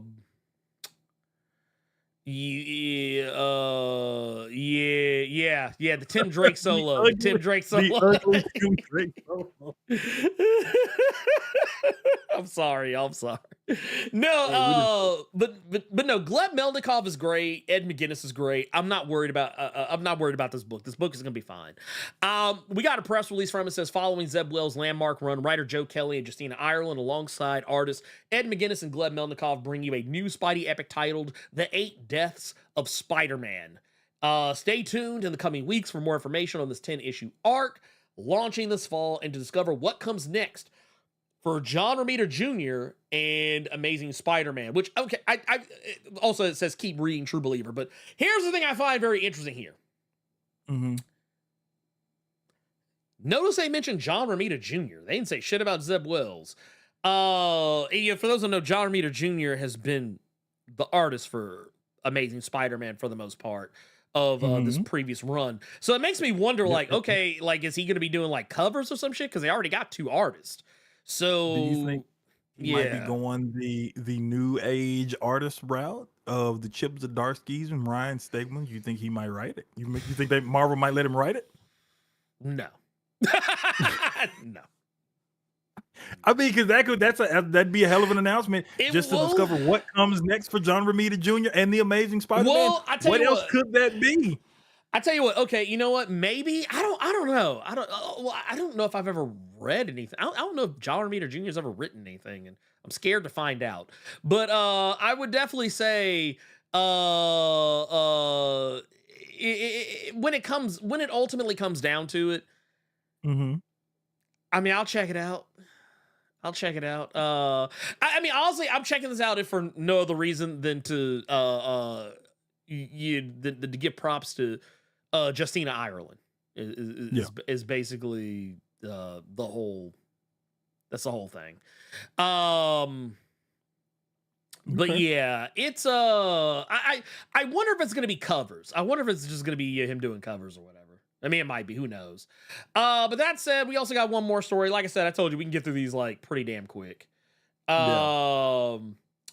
We've got Saga. We got Saga news, Carter. We got Saga. Saga is on its way back. Saga number 67 is finally coming out at the end of this month. Mm-hmm. July the 31st, to be precise. It has been on hiatus for the past 10 months. Mm-hmm. And it's not the first. Actually, I think this is the. Well, I know they had hiatuses before the big one that was like almost 5 years. I know they did that one. And I think they might have had a hiatus, maybe a hiatus or two before that. And then they've had like two that I can recall since they've come back from that 5-year hiatus. Correct me if I'm wrong. But I mean, yeah. This is a book. This is a book that when this announcement came out that Saga was coming back, issue 67, I saw more people not excited, but hey, look, Saga's back. We're gonna get 2 more issues before it goes on another fucking hiatus. I saw a lot more of that. Hey, Saga's back. We're gonna get another 3 issues before it's gone for 4 years. Like, I mean, I saw a lot of that as opposed to excitement that Saga was coming back. So I mean, I get why some people feel that way. I don't think it's a bad thing, though, because, I mean, I understand the reason behind why they go on hiatus. I mean, if this was a Marvel or DC book, instead of going on hiatus, they just would have hired another writer to come in and write it. And I actually do jive with the reasoning Brian K. Vaughan gave for why it goes on hiatus as often as it does. But he said a lot of comics characters, this part here, it says that basically they don't want other people to own it other than them. Like, no one else is going to work on Saga, because I think that's kind of a thing people forget about with comics, is that when another writer comes on, anything they create for it kind of gives them a part ownership in it. And they want to keep... Brian K. Vaughan and Fiona Staples want to keep Saga solely theirs, so that way people don't go running off trying to sell the rights to it to a studio. Because I think they've been pretty emphatic. They don't ever want this shit to be turned into some movie or TV show. They've been pretty open and honest about that. I thought that was the reason for one of the hiatuses. I thought was because he went to go help with the Why the Last Man show. Well, that was one of them, but also you got to take into account, and I think, once again, I think this is something people take for granted, is that the backgrounds that you see a lot of the times in Saga are painted. Fiona Staples paints a lot of the backgrounds, so that takes time. Fiona Staples is also not just the background artist, she's the main artist. And that shit takes time. It takes a while to do shit like that. And, you know, Brian K. Vaughan, he has lots of Hollywood duties on top of his comic duties. So that also kind of plays a factor into it. I think also they just probably want to take a break and do something different. Okay, I'm happy you clean it up, because I thought you was trying to blame Fiona Staples as to why this shit's taking. So I was finna empty out all the wiper fluid in your car if you finna try to blame Fiona Staples. Okay. No.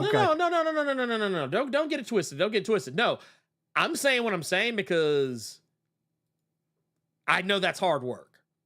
I know it's hard work. Like I don't blame Fiona Staples. I mean, it just. I think sometimes people take for granted that just making a comic is so easy, and it's not. I mean, yeah, I've seen a lot of shit comics get made very quickly. But, I mean, an actual legitimately good comic? I mean, I'll be honest with you. I mean, and I don't know who needs to hear this, but you don't get... You don't get 3 of these. Here, you don't get 3 of these, rushing. You don't get 3 of those by rushing what you do. And honestly, I think it says something that they're actually, like, taking the time to tell the story in such a way that it feels more meaningful. It feels more meaningful. I mean, what was up? Looking at those hardcovers just makes me sad that... Why? I don't have Wicked Divine hardcovers. I mean, that's fair.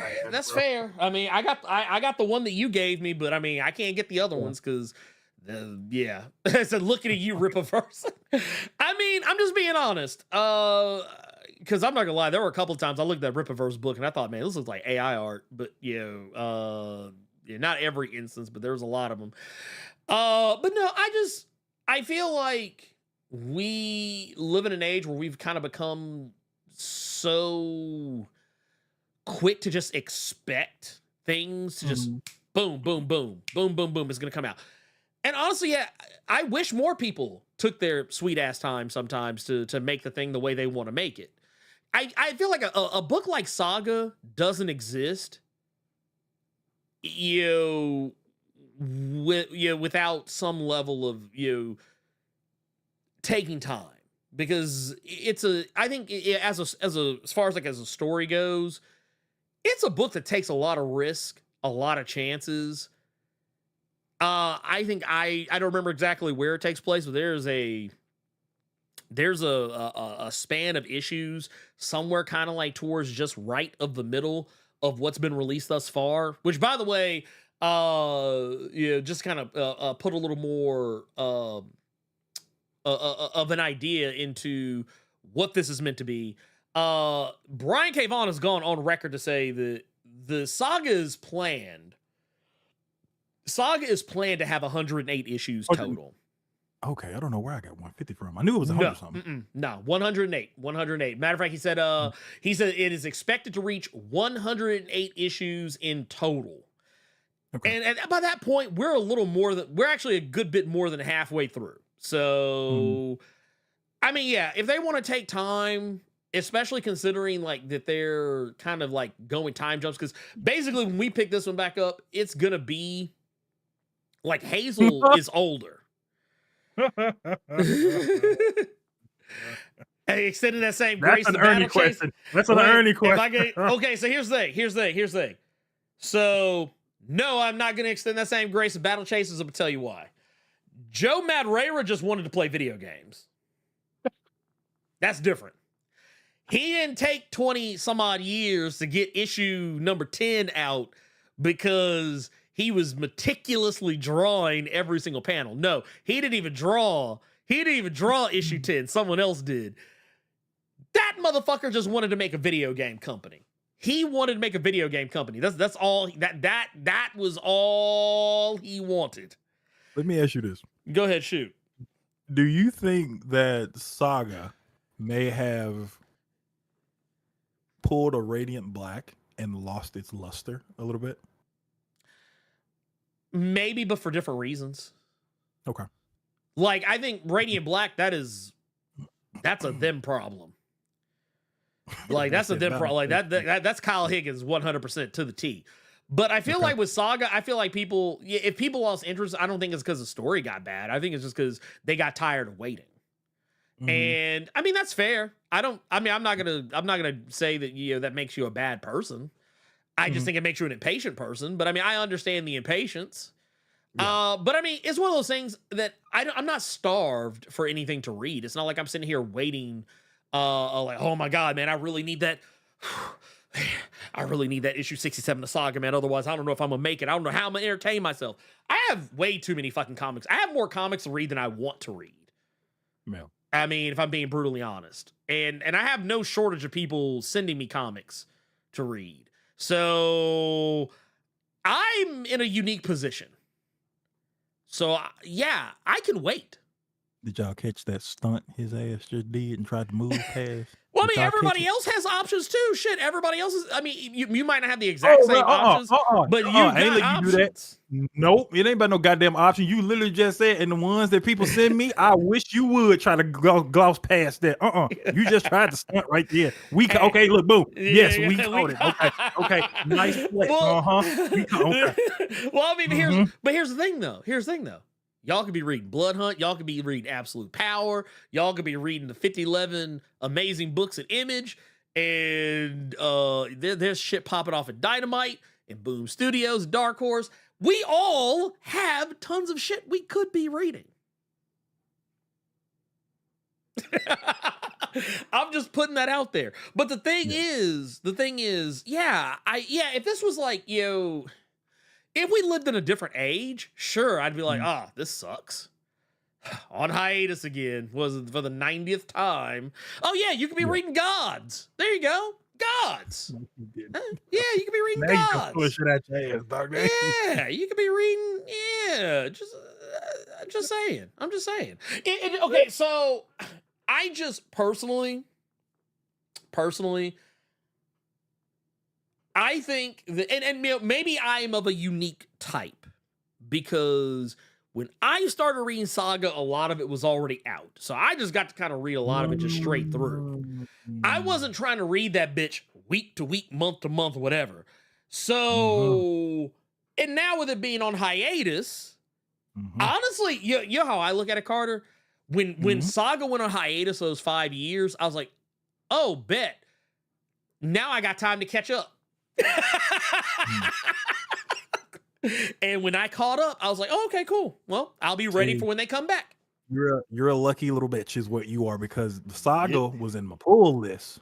I was reading that issue to issue, like all you little sycophants that you weren't watching Breaking Bad when it was coming on AMC like I was. Y'all just got to just group chat that motherfucker on Netflix one weekend. Y'all wasn't like me waiting for Hank to get off the toilet for a fucking year and a half. That was me. Yeah, I was there with you too on that one. Y'all Netflix. I can't stand y'all asses. But see, I would say this would be a good time to read it now, just because I mean, Ernie showed you it's 3 hardcovers Yeah. worth of books out right now, so you could at least get one of them and enjoy yourself. And I think they've released enough to put out another one.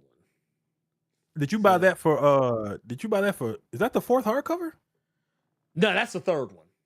But I Oh, mean, that's the I third think one. I think they have enough out now they could put out another hard. Or what they might do Yeah. is they might put Yeah. out the next hardcover. Well, I don't know, because this seems to start off a new chapter. Because like I said, there's a time jump. Well, they're doing a new initiative. Image is because Mhm. they're releasing the hardcovers and shit, but they're also releasing them because now DC is doing it. They're releasing the books in like manga sized formats now because they've done it Really? with Invincible. Yep, they've done it with Invincible. That's how they Huh. started it. I think they've done one for Saga. DC is doing it now because they have the Far Sector one that just came out. They had the Court of Owls that just came out, but they're literally just manga size. Like the old Marvel used to do this with the digest editions of books. So Yeah. I know that they're doing that now. It's a new thing, a new initiative that Image and DC are doing. I mean, as long as they keep them cheap. Yeah. Yeah. Because I think the DC one, like I think that digest size of Far Sector, I think that motherfucker like $10. Oh, that's actually pretty good then. Because I mean, Mhm. that's like manga price. Manga is usually somewhere like you get a volume of manga, it's usually anywhere between like $8 to $10, maybe. Yeah, okay. Maybe a little more depending on the series, you know who it is. But yeah, no, this is gonna basically what we're looking at here is we're picking up a story where Hazel is gonna be 12 years old, a bit older than what she was when last we saw her. And the whole idea is, yes, there's a lot of comic characters remain frozen in time, but Fiona and I wanted to tell a story where characters would age, change, and evolve over the years, as would our series. We're especially excited to show readers where 12-year-old Hazel and her family are headed next, and we hope readers will continue to support their local retailers by following our heroes' adventure in real time with these new issues. My favorites yet. I mean, I'm with it. You know, it's one of those things where I'm curious to know how I'm curious as to how it's all gonna play, just because you know a lot of wild shit happened at the end of that last couple of issues, 65 and 66. And I don't know. We'll have to just play it by ear, but I'll definitely say I totally get why some people are hesitant. But I will definitely say if you're gonna read Saga, I mean now's probably about a good time as any. But that said, Carter, we want to get into our questions. Or actually questions, but our recommendations. Let's get our recommendations. Carter, do you want to go first? Or you want me to go first?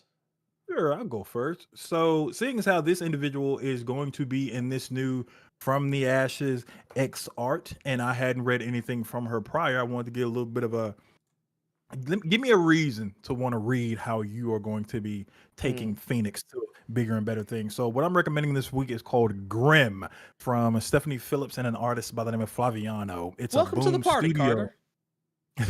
it's from Boom Studios.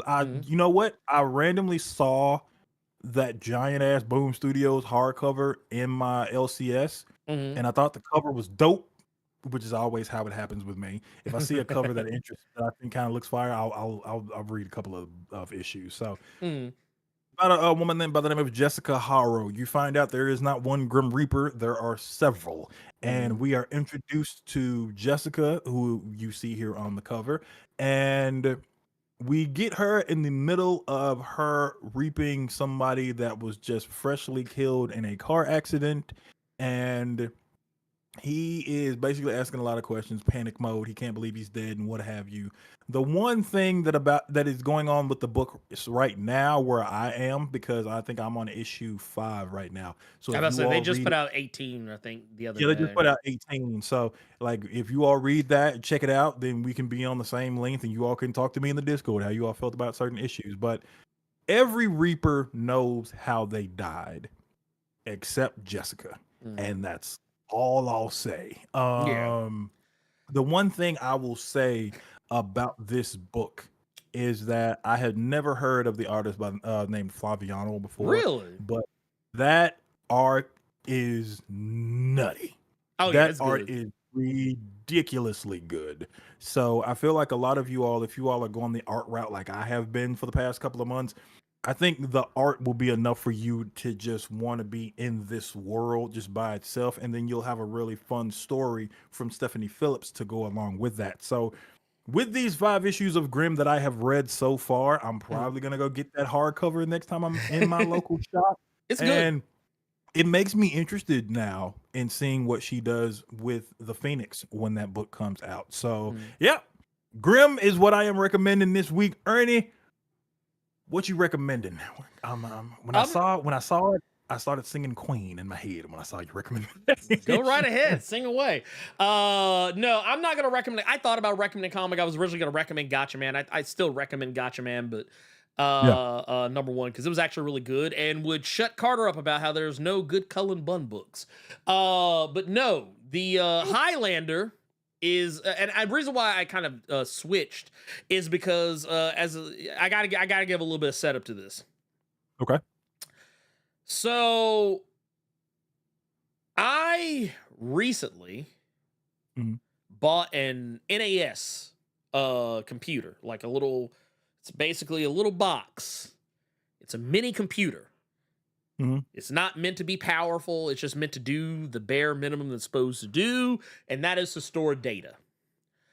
And I basically have been curating a little Blerd Plus, if you will. Basically my own little streaming service and a Plex server. And in doing so, what I want to do is I wanted to take a walk back down memory lane. I was like, man, you know what I really want to do? I want to go back and revisit all that good anime I used to watch as a kid. And that's what I've been doing through my Plex server. I went back. I was watching Vampire Hunter D. I was watching Guyver, the original OVA Guyver, mind you. Went back, was watching Riding Bean, Gunsmith Cats, oh God, what was the other one? Project A-ko, like a lot of the anime that was like the first anime I ever watched. I was watching 8-Man After and Lily Cat and Silent Mobius and so on and so forth. Demon City Shinjuku, so on. And as I was going down the rabbit hole, I got back to this anime. Highlander, The Search for Vengeance. And for those that don't know, it is, if I'm not mistaken, directed by the same guy who directed stuff like Demon City, Shinjuku, Ninja Scroll, Wicked City, so on and so forth. And I love this. It's funny. This movie came out at a weird time because it was roughly around the same time that they released that trash ass Highlander, The Source. The worst. The worst. I forgot about that. Dude, with the prima ballerina shit going, I was like, bro, get the fuck out of here. About that. Dude, that move, ooh, bruh. But this shit right here, God. this shit right here was lit. This is actually one of my personal favorites. I would actually go as far as say it's one of my favorite anime of all time. But yeah, basically what it's about a guy named Colin McLeod who discovers he is immortal one day. And in the midst of all this, the love of his life is slain in the worst possible way, too. Just like I'm talking about, like she got broke all the way off. I'm talking about like on some Terry Bogard, Fatal Fury, Geese Howard says, if you want the bitch, you can have her, and just threw out a plate glass window. Like I'm talking about on like even worse than that. But it's about this guy and how he's an immortal, just like you would expect in a Highlander, story. He's a McLeod, though not the same. It's really weird how they do it. He's not of the same clan, not really. But what's funny about this is that he is trying to get revenge against a guy by the name of Marcus, who is unalived his wife. But he's really bad at doing it. Like he spends thousands of years trying to get revenge, and goes from the old Braveheart times, the time of Rome, even before that. He goes from the time of Rome all the way to the wasteland future of Mad Max, basically, and he still is yet to get his revenge, and he finally finds himself in a position to get it. And I will say, I just say he was bad at getting his revenge. I think it's just kind of funny because you get to see this dude try so hard across multiple different times throughout history. And it's just so funny how he never gets it. But I like it. I like it a lot. It's a solid story. Nolan North. Have you ever seen Highlander Search for Vengeance, Carter? I have not seen that. Okay. So Nolan North plays the bad guy, Marcus Octavius. Okay. And I didn't know it was him because, like, I was so and this came in a time where, like, you're probably more used to hearing him as Nathan Drake. And I was like, oh shit. I was like, this guy's like for real. Okay, let's go. But yeah, I love it. It's a great anime. It's one of those feature type of deals. Solid story. I think honestly one of the best Highlander movies you'll ever watch, in my opinion. But that said, yeah, I actually highly recommend go back and watch old anime. I'm not just talking about from like the early aughts.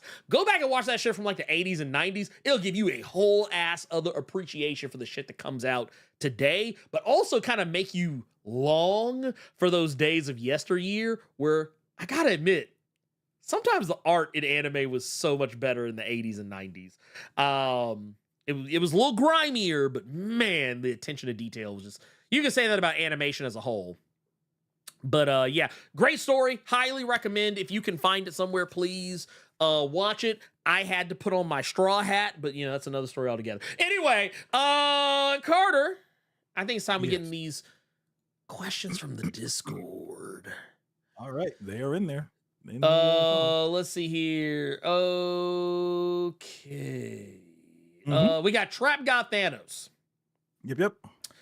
Trap God Thanos in the building says, afternoon, Carter and Blerd. Why do you think new characters aren't staying around like they used to?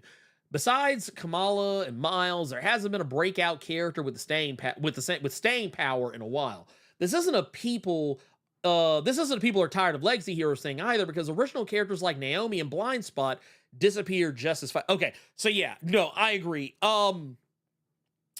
Honestly, I feel like one of two things is happening here. Either A, these characters are not being marketed appropriately, not being featured as appropriately as they probably should be. I feel like Naomi's one of those cases, like she felt like she was so tied to one, like she was showing up in other books, but it was after she already had her own book and other heroes were showing up in her book. But I gotta admit, by the time they got to the second volume of Naomi, I felt like the fanfare was done. Like, it was like, I felt like nobody cared by the time Naomi Volume 2 came out. And honestly, I'm kind of going to blame the TV show for that. I feel like what little hope there was for Naomi died with that CW show. And yeah, I kind of feel like, I mean, my girl from Far Sector, Jo, she kind of comes and goes. Like, she pops in and out here and there. I know Jeffrey Thorne was using her in his Green Lantern. And I know she's been kind of popping up here and there elsewhere, but I do kind of feel like she got done a little dirty as well. And yeah, I don't know what's going on there, man. I don't know what's going on there. I feel like Kamala and Miles were lightning in a bottle.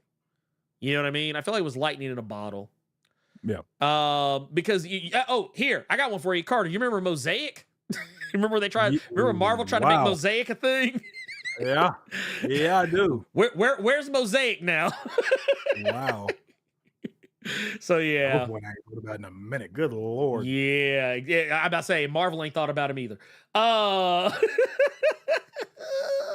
think that I feel like they're just doing the video game shit in the sense of why dare to be different if that money isn't guaranteed? And I see Jack in the chat is bringing up like characters like Sideways and Damage and things like that. So I feel like I said, I feel like they're going the video game route. Like, why should we take chances if we know we can drop a Call of Duty every year and make millions? We can drop an Assassin's Creed just every year and make millions.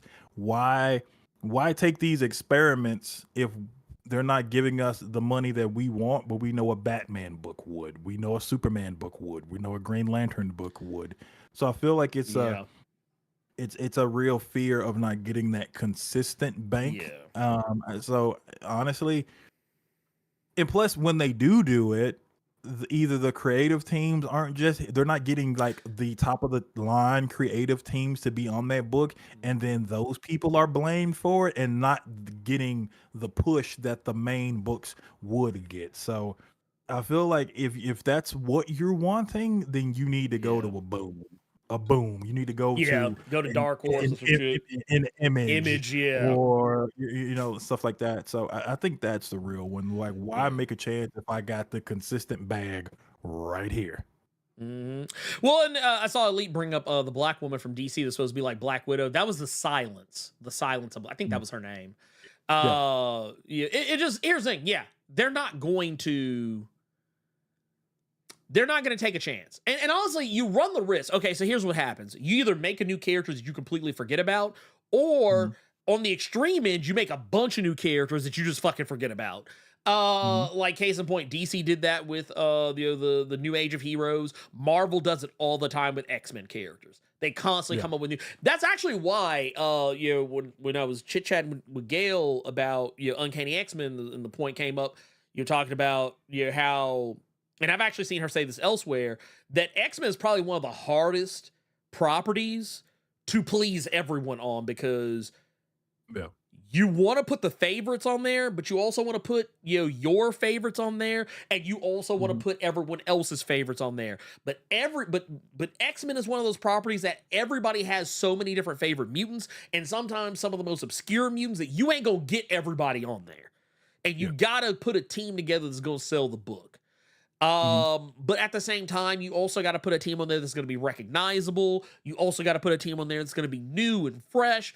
It's an unenviable task. And it's one of those things too. It sucks because a lot of those times those newer characters get left out in the cold as a result. And then you go over to DC, they had this supposed to be the dawn of DC, the new age, a whole bunch of new heroes. And then Justice League was gone for like 5 minutes. And DC acted like, oh yeah. Like they still try in storyline to act like the Justice League isn't a thing anymore. But they still out here. Yeah, look at Absolute Power. Well, which I loved Absolute Power #1, by the way. But it was just like, I was like, man, y'all could have kept that, the Justice League is gone shit. Like, they ain't gone. They still out here doing shit. And I think the only time you do see those characters, it's like it's a background thing just to remind you like that they're still there. I see some people in the chat bringing up Mother Panic. Mother Panic was just a different imprint kind of a deal. That was Young Animal. So that more so has to do with Gerard Way. I actually have the Mother Panic books on this shelf behind me, matter of fact. And I think, the last time that character showed up, she was in a Red Hood book from the you remember it was 5G. What did they end up renaming that to? You remember when they were doing like the Dark Detective? Future State. Thank you. That's the last time that character showed up. It was in a black and white Red Hood book. If you're still interested in that character, it's about Gotham. Black Phoenix. Like Future State Gotham, was that it? Yeah. That black and white like Red Hood book, that was where that character was a little bit more prominent. If Bill and Black Phoenix, if you all are still interested in that. But I think that's the only time you'd see stuff like that, like experimental stuff that can just be gone and not thought about anymore. So yep. Well, if you want your regular your originals like Boom, Image, that's pretty much where you gotta go. I would definitely say you're not gonna get you're not gonna get that kind of you're not gonna get that kind of stroke from Marvel or DC. I think it's time we just let that go. They just don't have their heart in the game for that.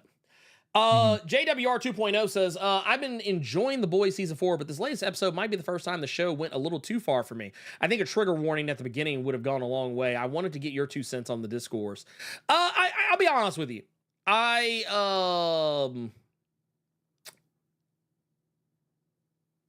As I'm thinking back on what all happened in that episode, I can't think of anything. No, I can. I can. Oh, I yeah, I can. can. Yeah. I It's can now. I a can now. I can now. Okay. yeah. Okay. There was a I will say this though. I feel like The Boys is one of those shows that I just go into it expecting to see Yeah. some wild shit. So Yeah. but I will definitely say okay. So the scene in question that JWR is alluding to is where Huey is Mhm. SA'd. He's SA'd. Mhm. But here's the thing. While I think we only really saw the lighter portions of it, like the parts where it was kind of debatable whether or not anything like happened beyond what we saw, it's not Mhm. till later where we learned there was more that happened we didn't see. Yep. And that part to me kind of fucked me up a little bit because like it's mostly played for laughs while it's happening. Like, Yep. like the part that we see that's like the more lighter Yep. hearted portion of it. But then when it comes out later, it's like, oh no, there was more that happened that we didn't see. I was like, okay, well now I feel gross because I was, it was. And you're one of the few. Mhm. You are absolutely one of the few because Mm. I wanted to see people's reaction to this episode. So I watched a bunch of reactions to that episode. Mhm. And it's more of what you said at the beginning. You go in expecting that with The Boys, and I think a lot of people have gotten numb to it, so that when it was happening, it was all laughs, and it Yeah. wasn't until the end when Huey starts crying and starts breaking down. A lot of people, the majority of people, still cracking up. Yeah, because they thought, Still cracking they're up. not thinking It's about not, the it's not computing because it's. I'm not gonna say that part, but Well, yeah, yeah. it's just not, it's not computing with people, or people are just like it's getting played for laughs, and I think that's just because it's The Boys, and again, you go in expecting it, and it's you've grown numb, man. I mean, I just I'll definitely say everything else I thought was fine. That was the one part for me that I was kind of like, I might have kept this one. Mhm. But I mean, it's one of those that I will say this, man. This is the weird part of it. I will say I do appreciate that at least on some level, more current day media is normalizing the idea of SA being more than just something that happens to women. I will say I appreciate that, at least on some level. You know, and it does kind of make me wonder, where other shows that Amazon has access to, like Invincible, will go with their stuff. But I guess nothing's off the table. That's it. That's it for Discord questions. So we're gonna move on over to questions from the chat. Yeah. Got one here from G Martinez Mac here. Says, question: as the United States is a president king, quoting fingers, president king now, and we've seen dynamic shifts in democracy, should we be concerned about an impact on artist creative liberties and publications laws thereafter? Here's the thing. I know that there's already a system in place that, case in point, some of y'all may or may not know this. When Jeff Johns was doing Doomsday Clock, Mhm. there's a part that involves Vladimir Putin. And that part of the comic had to be sent to Russia to be approved by Vladimir Putin and his team. And I think I don't know if it's exactly the same for like here, stateside, maybe not, who knows? That said, I could easily see a censorship of sorts. Case in point, sometimes in comics, they don't fully show you who the president is, or sometimes they just make a generic president that you can make a case for being the president. But like, I could easily see a case where, depending on who's president, they'll probably be like, nope, you can't depict me at all. It has to be somebody else, or it has to be me. I could easily see it go either way. If you want to talk about from that standpoint, I could also easily see something very similar to the Comics Code Authority return And that is, yeah, I would normally say for better or worse, that would definitely be for the worse. Yeah, because this is kind of more of a of something that I would say we'll have to wait and see. But any censorship would not surprise me at all. At all. Next question we got is from LP3. Says, is it just me? Or has this been a hell of a year for Rodney Barnes so far? He's got an interesting Batman mini coming up. This talking about the werewolf one. How do you and Carter feel about him in general? Well, I think it's no secret. I like Rodney Barnes a lot. I will say, I actually was talking to Carter about this sidebar yesterday or the day before. Yep. Yes. You sent me the story about the Batman werewolf deal. Full moon. Yep. Full moon. Yep. And I'm excited for it because I feel like Rodney Barnes' wheelhouse is definitely in the horror area of things. He did just recently put out I think he just had his first issue of one of his Star Wars spinoffs come out. That one I wasn't terribly crazy about, but by and large, I like Rodney Barnes as a writer. Also highly recommend his podcast, Run Fool. You can't say it any other way. I want him on here at least once. I'm gonna reach out to him, see if we can maybe get a little something. Yeah. But yeah, I like Rodney Barnes. I'm interested in seeing Batman fight a werewolf. I'm down with it. Let's see. Carter, do you have any thoughts about Rodney Barnes per se? I mean, so I'd read some Rodney Barnes and didn't know it was Rodney Barnes, and it wasn't until you recommended Philadelphia where I was just like, okay, I need more of this.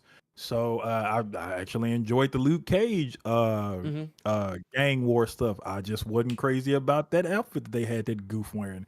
But I forgot that just was him. other things like his Instagram is cool with Jason Sean Alexander and the stuff that he's talking about there. Some of the Run Fool stuff that he has done, I really enjoyed. So yeah, like I want that guy on the cave. So or just an interview, just period of the three of us just shooting shit. I think would be really, really dope. I would be down for it. I'm always down for Rodney Barnes. So yeah. Yep. This next one is from Big K Gaming. Excuse me, it says, have you read anything from Saturday AM or read Ordeal on Webtoons? No, I have not. I am only vaguely familiar with Saturday AM, just in so much that I'm aware of its existence. And that's pretty much all I got. Okay. I'm aware of its existence. I don't really know much about it beyond that. I've seen a lot of people talk about it. I'm not really a webtoon guy. It's something about the format of how you read those comics. My brain does okay. Tell you how this is a little insight into how Blerd Without Fear's brain works. When I've been reading American comics almost my entire life, so it is nothing for me to read a comic from left to right. I've been reading manga for probably a little more than half of that time. So it's no thing for me to, as I'm reading a manga, to go, okay, read it from right to left. And I can even go back and forth because there's been instances where in the span of an hour, I've read a bunch of chapters of Go-Go Loser Ranger, then to turn right around and start reading a bunch of issues of some random American comic. So I can go back for it. It doesn't bother me. There is something about the format of webtoon, of the kind of web comic format. I don't like it. At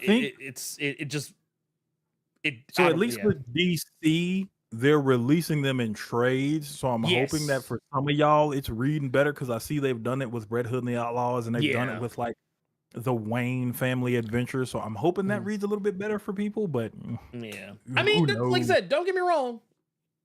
I think this. I personally, I'm not against it. I'm not against it. But yeah, it's just that whole thing is difficult for me to get jiggy with.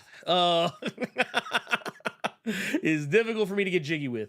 That said, I don't know precisely. Because, okay, correct me if I'm wrong. Saturday AM, what I think I actually know it from is the guy behind it. I know more of him than I do the comics themselves. Because if I'm not mistaken, it's like, what's the guy's name? Is it White Manga? Whitmont, I don't know. I always see his whenever I'm looking up stuff for like art, like digital art, I always see his videos. If I'm not mistaken, that's all him. Gotcha. Which I mean, he's cool cat, I imagine. I don't know him personally. I have an easier time reading like regular formatted digital comics. I don't like scrolling through webcomic or webtoon, like where they're like where everything is like one straight. It's like the whole thing is going straight down the line. That shit's fucking weird to me. I'll never like it. I don't think. We got one here from Bill. Says, have you seen Marvel posting behind the scenes videos for Avengers actors voicing over their lines in the Lakota language? Oh, I did not see that. For the first Avengers film. No, I did not see that. That is actually pretty cool. I think it's actually pretty neat. Be more inclusive. I love to see it. We've also got one here from YTube Noob. Says, can I mention a manga called Clock Striker? It's a steampunk with a black female protagonist. Both my sister and I enjoyed it. It seems up Ernie's alley. Wait, so you know what? I actually think I've seen this somewhere. I've seen this somewhere. Yeah, I never read it, but I've seen it somewhere. Okay, yeah, that's the one. That's why, because I literally saw it on the website. Yeah, it's just, okay. Yeah, that's one. That's what I thought it was by Saturday AM. I'll have to check them out. Like I said, I'm already familiar with. It just because of the YouTuber that's behind it. But a lot of the stuff I've actually seen because whatever he's drawing, he's usually drawing shit from his comics, which I love to see. That said. Yeah, I'm down with it. I'll have to check it out. I'll give it a look. I'll actually look more into Saturday AM. They like I said, it's especially now that I'm more familiar, like it's ringing a bell with me, like who created it. So yeah, I'm definitely down for that. I will say because some of them were more statements than they were questions. I will answer a couple more. Let's see. Something that, this is actually something kind of tangential to something that has happened this week. Yeah, I got that in the show notes. Yep. Do we actually believe Amanda Waller will fully achieve her goals of wiping out all superheroes before inevitably being double-crossed by either Amazos or the Brainiac Queen? I mean, let's be real. She ain't gonna get what she wants. Yeah. I want to see Amanda Waller take a hardcore, like a concrete L, because Amanda Waller has lost before, but as they do with every comic, she will lose, but then you find out that she had a backup plan for the backup plan for the backup plan the entire time. So it's really not an L, really. I want to see Amanda Waller actually lose. I think the only time we have nope, you can't even say the Suicide Squad movie when she got clocked with the golf club, because in the end, she still got what she wanted for the most part. What she wanted in that damn movie. So yeah, I would love to see Amanda Waller just take one L. Just take one. Yeah, she usually stays pretty L free. To my understanding. I'm curious though. I'm still curious. I'm always down. That said. As far as like, I don't know if the Brainiac Queen will betray her, but I could see it happening just because it seems like the Brainiac Queen is just kind of an unwitting participant in all of this. But I do feel like we're gonna see a softer side of, I think we're gonna see a softer side of Amanda Waller before it's all said and done. Yeah, they've already kind of alluded to it. I think, because once again, that Amanda Waller tie-in book, I think we're actually going to see Between the Raindrops of those panels we got in was it Absolute Power Ground Zero. I'm here for it. I'm here for it. I Yeah, see, actually look, like. Jasmine got it right. Like every time Mhm. with Amanda Waller, it's all according to plan. It's Mhm. always the case with Amanda Waller. Every It's time. like old Nick Fury. Like I need her to catch. I'm not saying Amanda Waller need to go to space and be a watcher that we ain't heard about for several years, and then we get a new white Amanda Waller coming out of the woodwork. No, I'm not saying Nah. that. I'm just saying I just want Amanda Waller just to take an L, just one Yeah, time, just one. concrete, unequivocal L. Well, and like I said in my video, I think a lot of people just need to accept the fact that Mark Waid is probably the best person to write this story, just because he's already written it before, technically. When he wrote Tower of Babel, for the JLA books.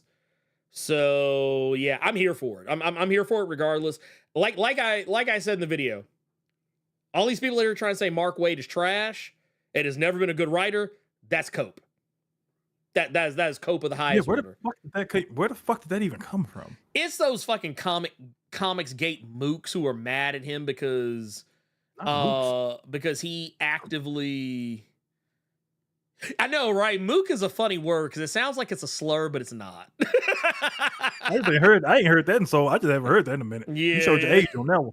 Oh yeah, no, this is it. But it's funny to me because they got mad at him because he was open about it. He didn't try and hide it. He actively, told his publishers that he worked with that they shouldn't work with people from Comicsgate.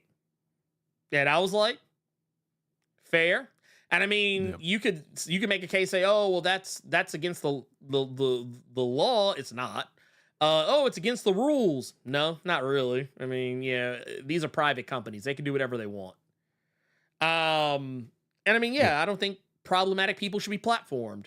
But that's neither here nor there. But the thing is, you're not gonna sit up here and tell me that Mark Waid is trash and not have some receipts, okay? I will say he's a lot more quiet. It's quiet hits nowadays because, like, there's a lot of people that didn't even know that he was on World's Finest. I think he's not getting it's not getting blown up like the Daredevil stuff was. It's not. I'll put it in a different music stance. Yeah, it's not these big bombastic highly praised album. Nowadays it's a lot of just low key, if fire ass mixtapes that he's doing. Yeah, well, I mean, like I said, I put it up here. I put it up here in the video. I literally made this image specifically for this. Like this like you ain't this you can't look at this man's body of work and be like, he trash.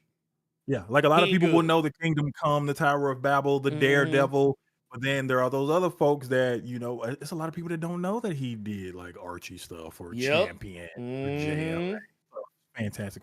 So I think that's what I mean, where like they'll know more of his commercial stuff, even though World's Finest in DC is also commercial, but not a lot of people really know about that book. And that's a fire ass team, dog. Mark Waid and Dan Moore, that's a fire team to be on a book. And if you read that, hell, the World's Finest basically did a continuation to Kingdom Come in that book. If you know, but if, like, that shit is fire, dude.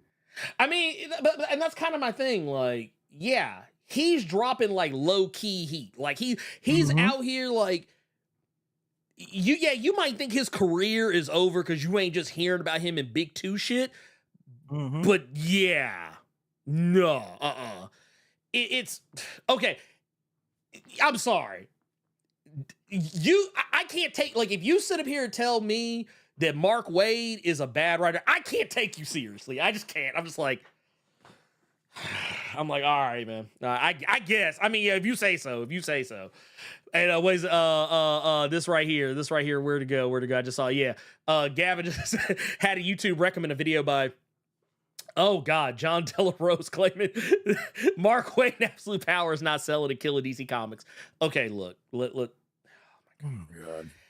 And see, this is why I hate the people that try to like sell that bullshit, because here's the thing.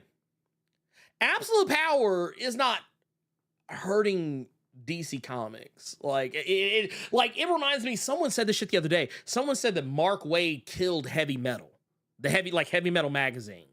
And I was like, that motherfucker never wrote Heavy Metal. Like, it's like he wrote like a foreword for Heavy Metal magazine once, I think. I was like, if a foreword can kill a magazine, dude, we in a bad place. But no, I don't know. I can't take people like I can't take that shit seriously. It makes me sad, because it's like these are not the things that are killing comics. The things that are killing comics is people saying stuff like that, because people go and believe that shit.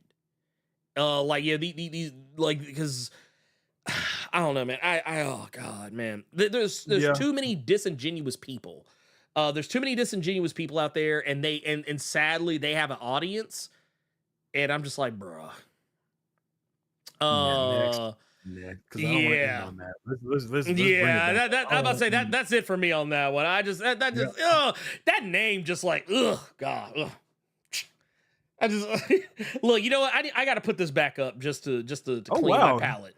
He said, he's saying Absolute Power is the first chance he's taken on a DC book since Dark Knights of Steel. I mean, but here's the thing. That's a fire team, though, to come back too. I ain't gonna hold you. No. Well, that's what I'm talking about. Okay, so here's the thing. And I keep saying this. The only thing that we need to really take stock of, are the books good? That's it. No more, no less. Are the books good? Mm-hmm. Are they good? Yeah. Okay. Are they not? Well, that's too bad. I don't. These people are always trying to like come up with some bullshit sales numbers that they don't actually. It's kind of like when those people were trying to claim that, oh well, X-Men 97, like when they knew they couldn't grift on X-Men 97 is bad, when they realized all those takes age like milk. And so then the narrative, they got quiet for like about a month. So when the show was about to end, instead of talking about how bad the show is or how woke it is, because they knew no one was falling for that shit, they shifted to, well, the show's good, but nobody's watching it. Yeah, let's because I'd be like, man, fuck out. You gonna go off and you just gonna get mad. Let's bring this around. You said he wrote no. Mark Waid didn't write Dark Knights of Steel. He's just saying that after Dark Knights of Steel, he kind of took a break. Mm-hmm. Now he's coming back to DC with Absolute Power. No. That's how I took it. And I know Gavin. And Gavin, you were good. You did right. Don't watch that bullshit. Don't watch that bullshit. That said, Carter, what are you about to get into? What you got anything? Are you gonna be watching some windbreakers? You know what? Yes, actually, because that website that you got your information on, they were actually misinformed. Windbreaker did not have a 12-episode season. It had 13. So oh no, they actually have more than that, I think. Yeah, I think there's more. I actually think there's I think you. Okay, so the reason why I thought that it was only going to have it, because the way they did it, the way they listed everything, it seemed like they basically did it where they were listing the episodes as they came out, not what was projected. And they came out with an announcement recently that they're coming back next year. Yeah, next year. I think 13 is the finale. So I'm going to be playing that in the Discord after this. And then I'm going to catch up on my comic backlog, because I don't want a big backlog like some of y'all asses around here. I want to finish everything so I can go to something else. No. Excuse me, moi. That's fair. You know what I'm going to do? I am probably going to go watch Probably gonna go watch some Haikyuu. Since I now have I got that to watch. Actually, might watch because I'd never actually watched this before because I was never really a sports anime guy. Once I finish Haikyuu, I think I'm gonna go back and watch Slam Dunk. And then but that's like which I mean that'll be fine. It's like 100-something episodes and some movies. I think I said only 100. Good lord. Well, I mean, compared to some other shit, because I think like let me see. As far as I am aware, I think right now, shit, My Hero Academia is already at like 147 episodes. Ain't no way. Yeah, it's it's not even done. They're like the book is about to be done, but the anime not so much. So yeah, that's yeah.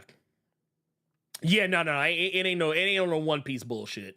But no, to my knowledge,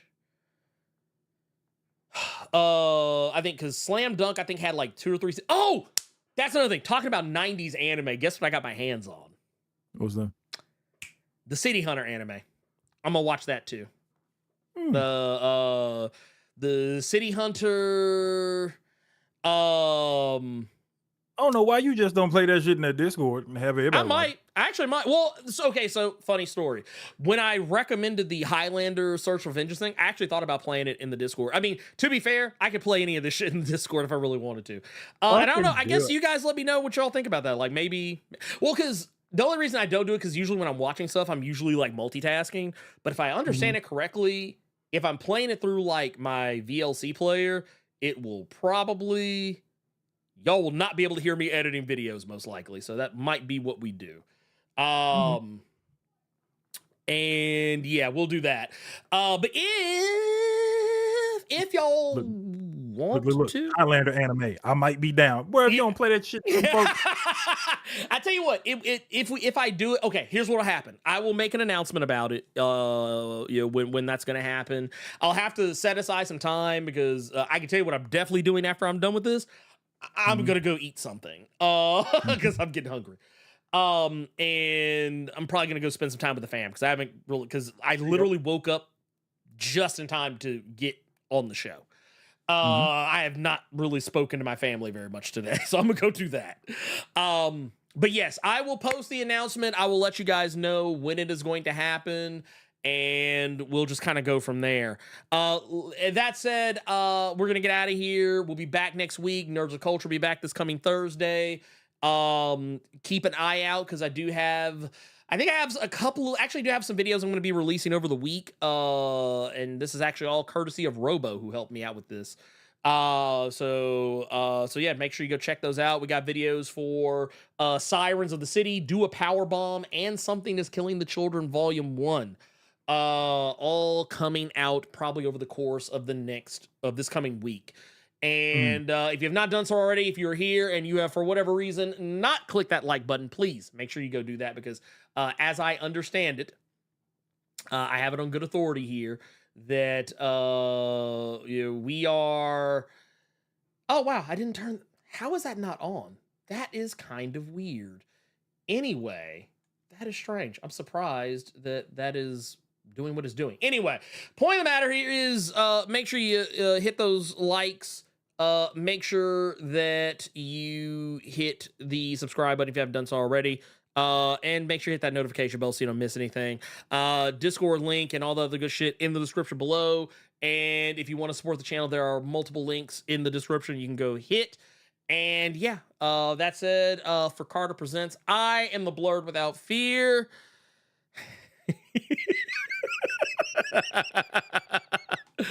Oh man, you know what? Here, we'll do this one.